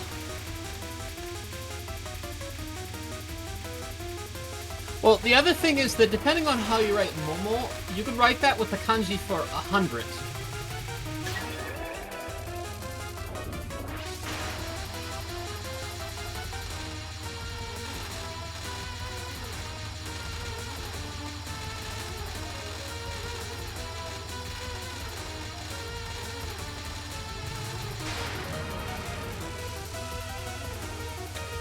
Kodoku Sky Pendra.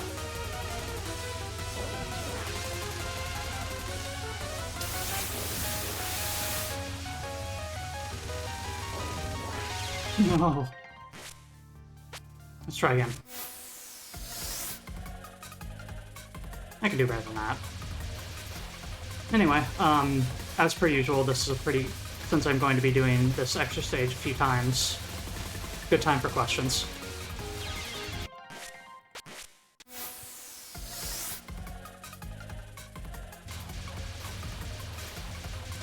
I also really appreciate how her attack patterns do give the impression of centipedes because of just they're like slightly arrow-shaped bullets, and the back tails of the sort of V arrow put next to each other like that gives the ever so slight vague impression of centipede. And then also all the rings and stuff that she has attached to her in her outfit. If I could choose a new yokai, a yokai to inspire a new Pokemon, what would it be? Actually, Zoe and I did an episode of Clara some time ago where we talked about this stuff. But if I had to pick one off the top of my head right now, I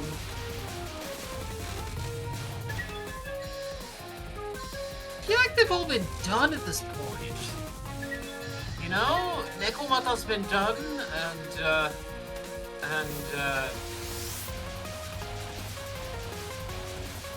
Kitsune been done, and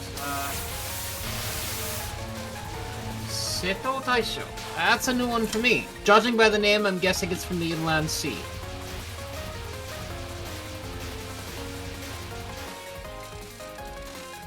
Tiny little soldier, pieced together out of chip tickets. Oh, interesting! Oh, Seto in Aichi Prefecture. Okay.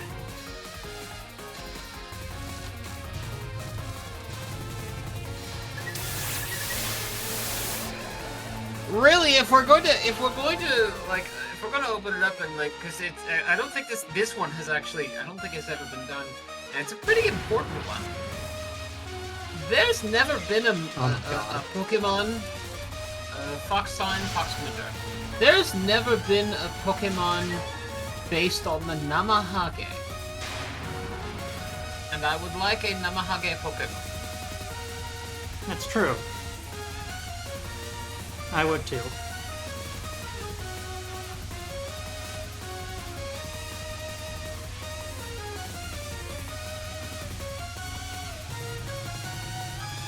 Ugh.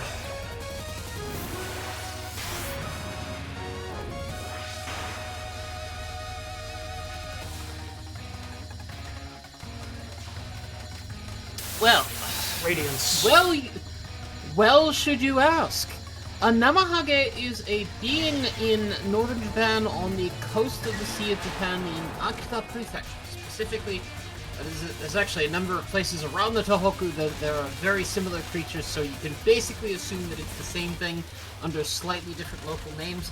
But it is a frost giant, which is often confused with an Oni, but it's not the same thing. They wear straw boots and hats, they carry knives and axes, and they go around New Year's banging on people's doors and asking if the kids have been good. And you bribe them, they're a type of Marebito, a visitor from afar that's believed to be a god in disguise, and you bribe them with alcohol and snacks. And then they move on to the next house. Now, the thing to remember, of course, is that, like, behind the kayfabe, for the festival that bears that name, it's obviously like local people dressed up as Namahage who are doing this ritual. But the belief is that there were actual Namahage way back when. Yeah, it's sort of like that. I'm not gonna. I think it's Floyd, so like Mari Floyd. I'm a little bit rusty on the proper Welsh pronunciation. But the skeleton horse, yes, same idea. Or Krampus from Germany.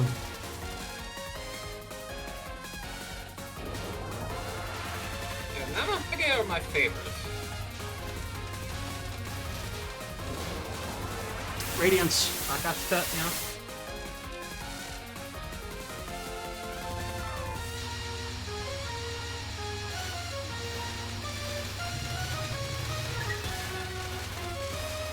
Okay, that trick totally works. Stay at the back and just slowly approach.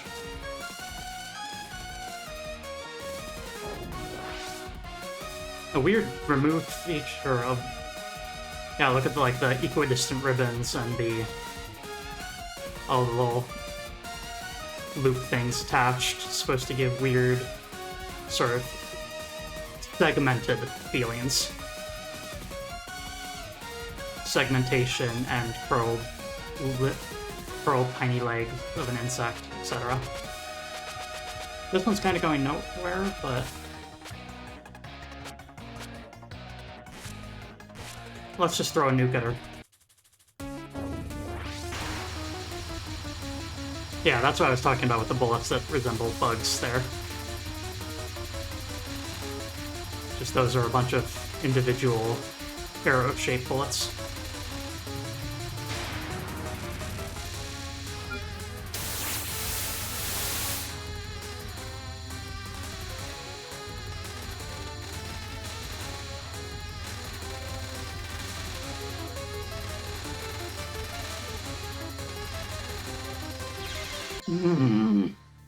I didn't even get the chance to nuke her.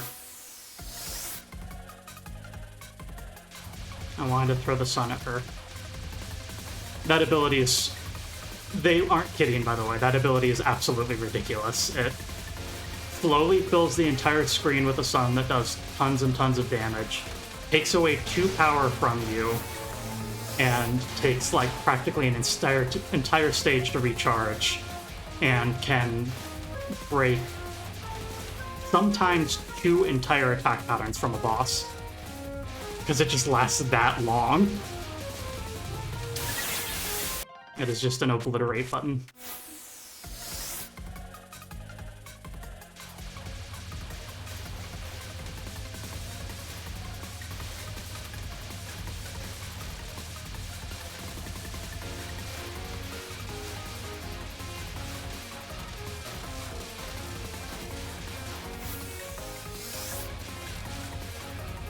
Okay, I think this will be my final attempt for the extra stage here.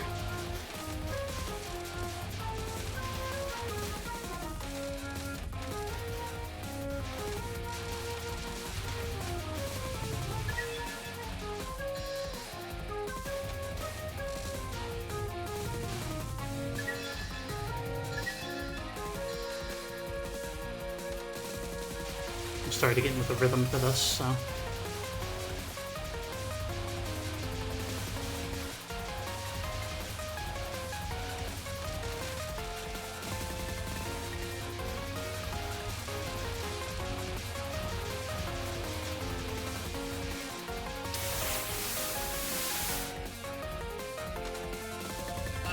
If I was a yokai, are you asking what kind of yokai would I be, or just what kind of special ability would I have?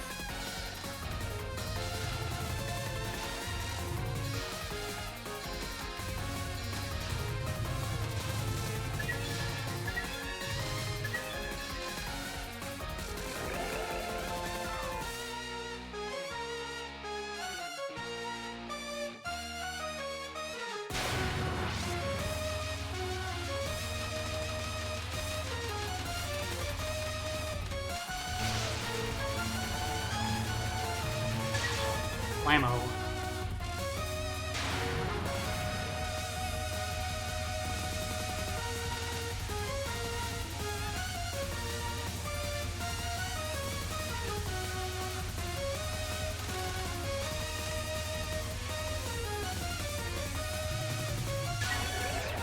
Why not both? Well, I mean, some people would argue that I'm already a Nekomata. I'm goo. It's kind of easy amidst the fact that those giant yellow circles there, those big blurry yellow circles, are in fact bullets. It's not the first time I've walked straight into one of those without realizing.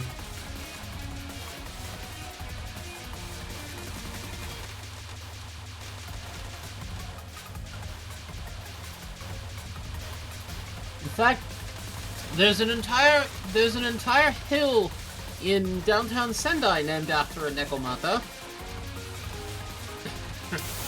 So it's rather fitting, I think. Oh my goodness gracious.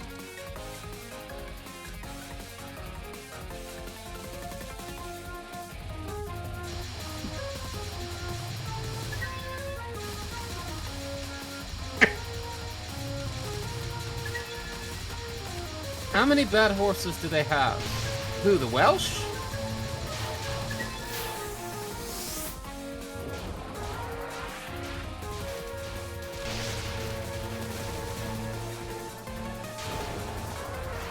It's so easy to get just like body slammed by one of those little spirits there. I don't know, but I can recommend you a amazing YouTube channel that does amazing work on Welsh folklore. The dude goes into deep dives of the history behind the folklore, but also tries to take apart some of the historiography. And he does it in the format of what sometimes feels a little bit like analog horror style things. But it's all very much backed by scholarship. I highly recommend it. It's got interesting music to ambient music. It's called Cambrian Chronicles. This is how I have learned to respect and loathe the name Iolo Morganwg, to help preserve some important things about Welsh culture and revive them, but also is the single greatest forger in Welsh history, and a whole bunch of the bullshit that people think they know about Welsh folklore comes from him. So he's an important historian, but also a liar? Yes! Oh no. Yes! Like, there's a Welsh cultural festival called the Eisteddfod, and he was responsible for reviving it after like a couple centuries of it being dormant, so he's genuinely important. He also was involved in preserving a whole bunch of primary sources of Welsh history and copying them, but along the way he couldn't resist messing around with some of them.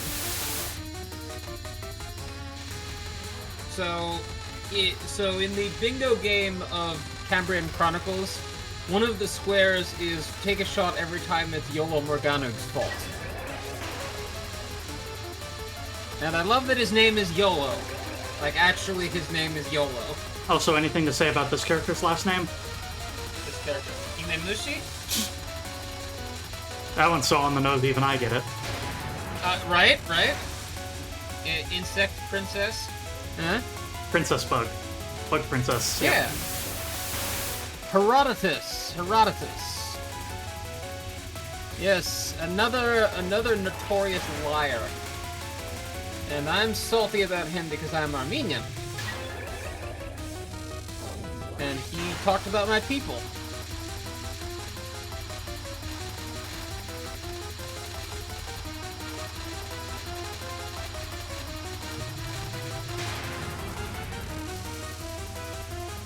There we go. We got to this phase, but with 2 lives instead of 0.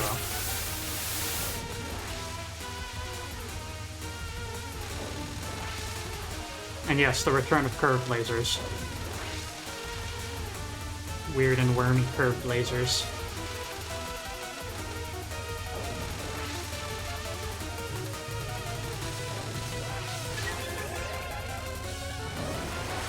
Three lives.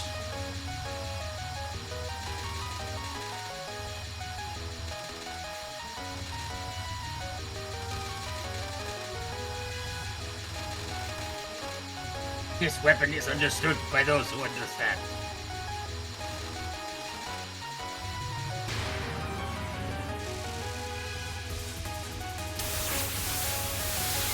This pattern I do not understand in the slightest.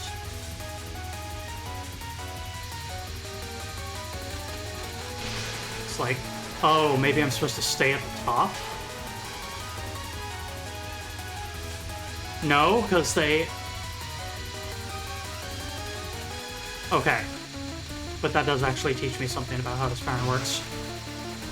Yeah, Herodotus gets much bandied about as the alleged father of history, and all I have to say about that is that Sima Qian has a few things to say.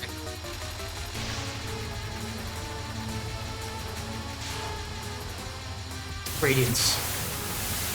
Mining. Mine Blast. Whoa, whoa, whoa, what's this? That's cool. That's a cool pattern. I like that a lot.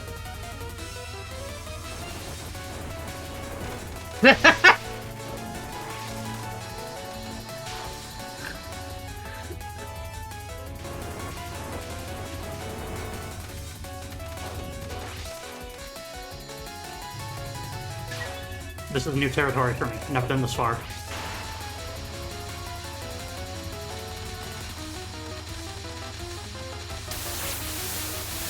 You know, if you want to talk about historians in the Mediterranean world that are sort of either in the West or sort of adjacent to it, you know, in neighboring regions, yeah. Not this kind of pattern. Mining shield method of the yokai. Not this kind of pattern. I hate this kind of pattern. Moses Horinatsi, aka Moses of Horin, is an Armenian historian who the Armenians refer to as the father of history. Pythagoras was the inventor of the Pythagorean theorem. Easy. So Euclid is the father of geometry.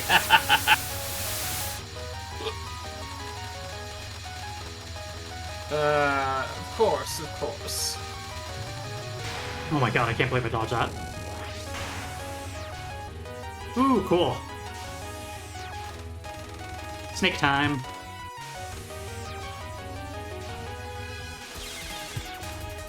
Rip.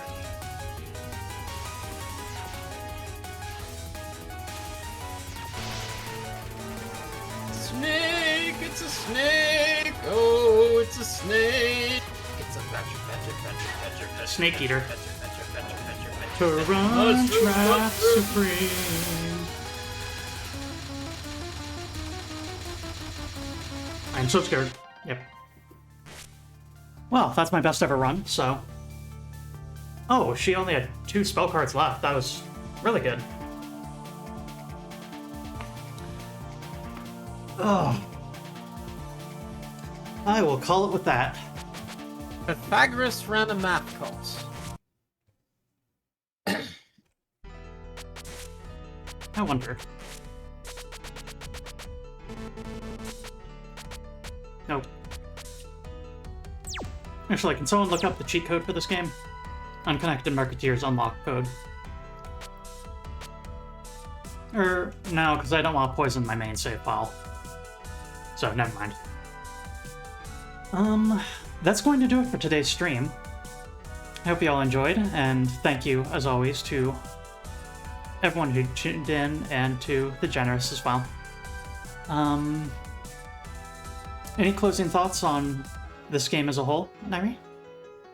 Well, I mean, this is an interesting change of pace, and also, once again, you know, we have a delightful range of very on the nose character names, and yeah, one of the great felicities of being a professional scholar, and you know, I learned this very early on, because when something that happened when I arrived at grad school. I was nervous about my Japanese language skill, and my soon-to-be mentor, my doctoral mentor, who had been in the field for like half a century, said, "Nyri, don't worry about feeling like you're not good enough. I've been in this field for half a century, and I'm still learning things."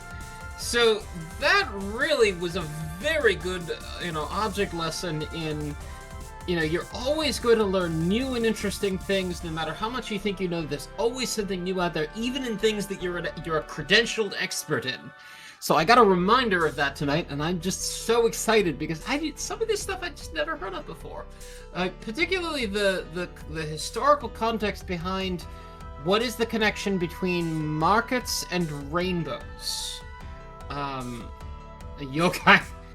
No, Japan does not need a domestic LLM. Japan needs radical reform of its immigration law, but that's a different story. So I'm just very delighted at having encountered. Like, I didn't even know that there was a mountain kappa. That's amazing. Ellis Marketroid's doll that automatically seeks out enemies to defeat. It seems to move by its own free will, but dolls don't have free will. Probably.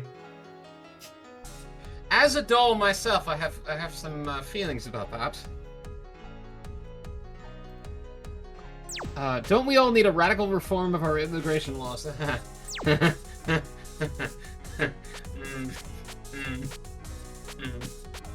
Indeed.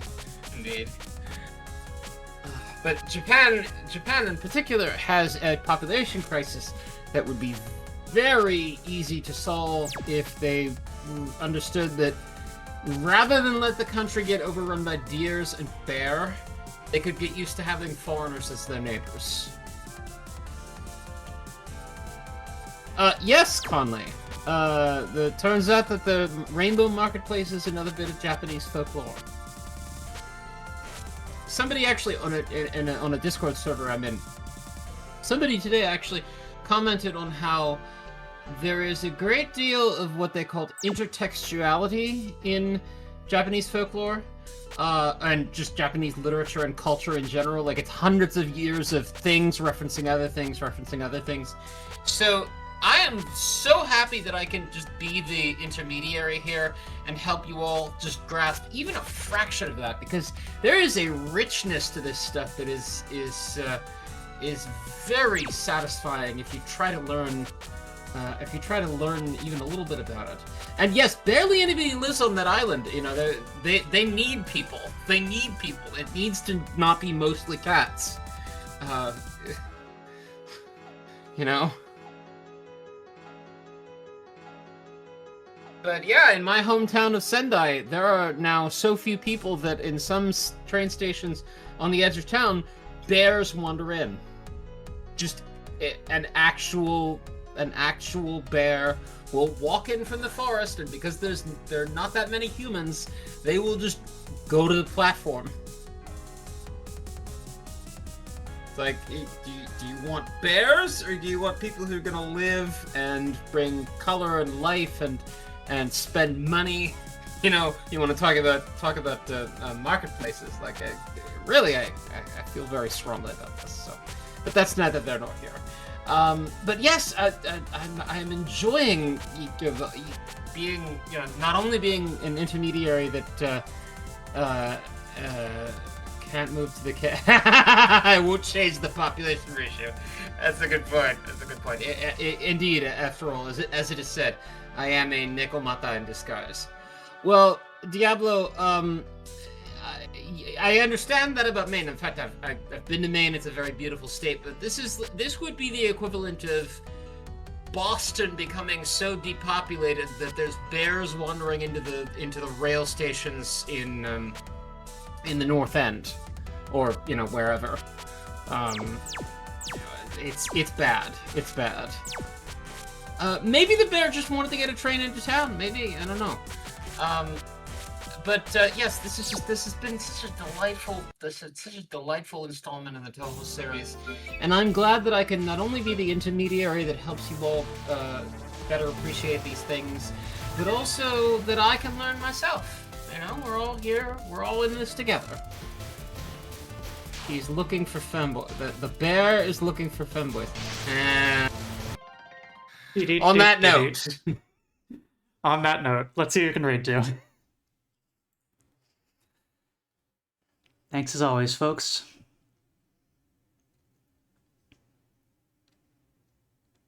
Let's see.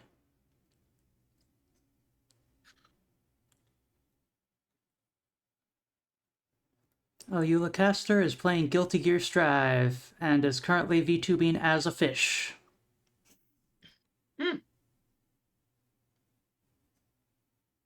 This seems to be very modded Guilty Gear Strive, because that's normally supposed to be an eagle flying across the screen, not some sort of professor. I don't know what the deal is with that. In any case, thank you all for joining. I'll figure something out for what next Wednesday is. Maybe it'll be Touhou, maybe it'll be a VN of something or something. But whatever the case is, thank you so much for joining. To another place. To another place.